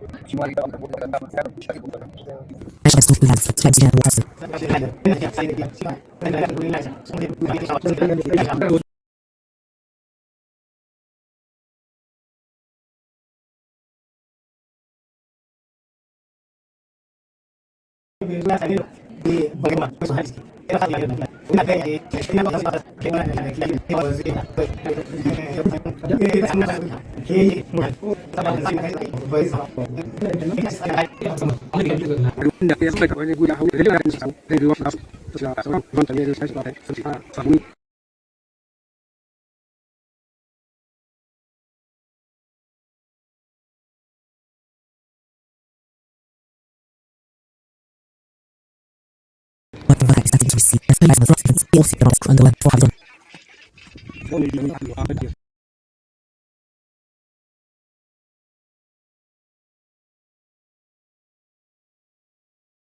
zaman lafiya ruwa yana zama har da ba na gaba ya yi ta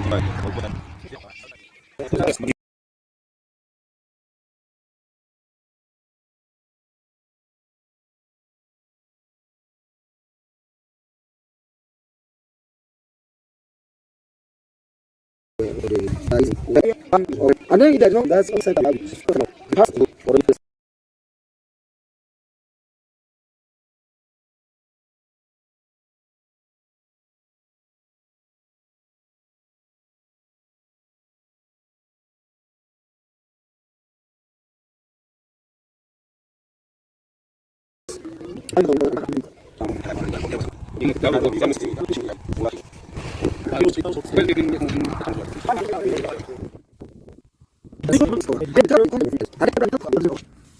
Tackling water for invasive typhoid grass, the construction of the road supply land, fatigue and troops.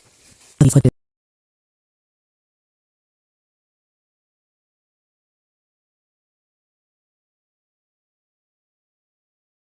now is that of other source, it's called as a power loss, as repeatedly used as an excuse.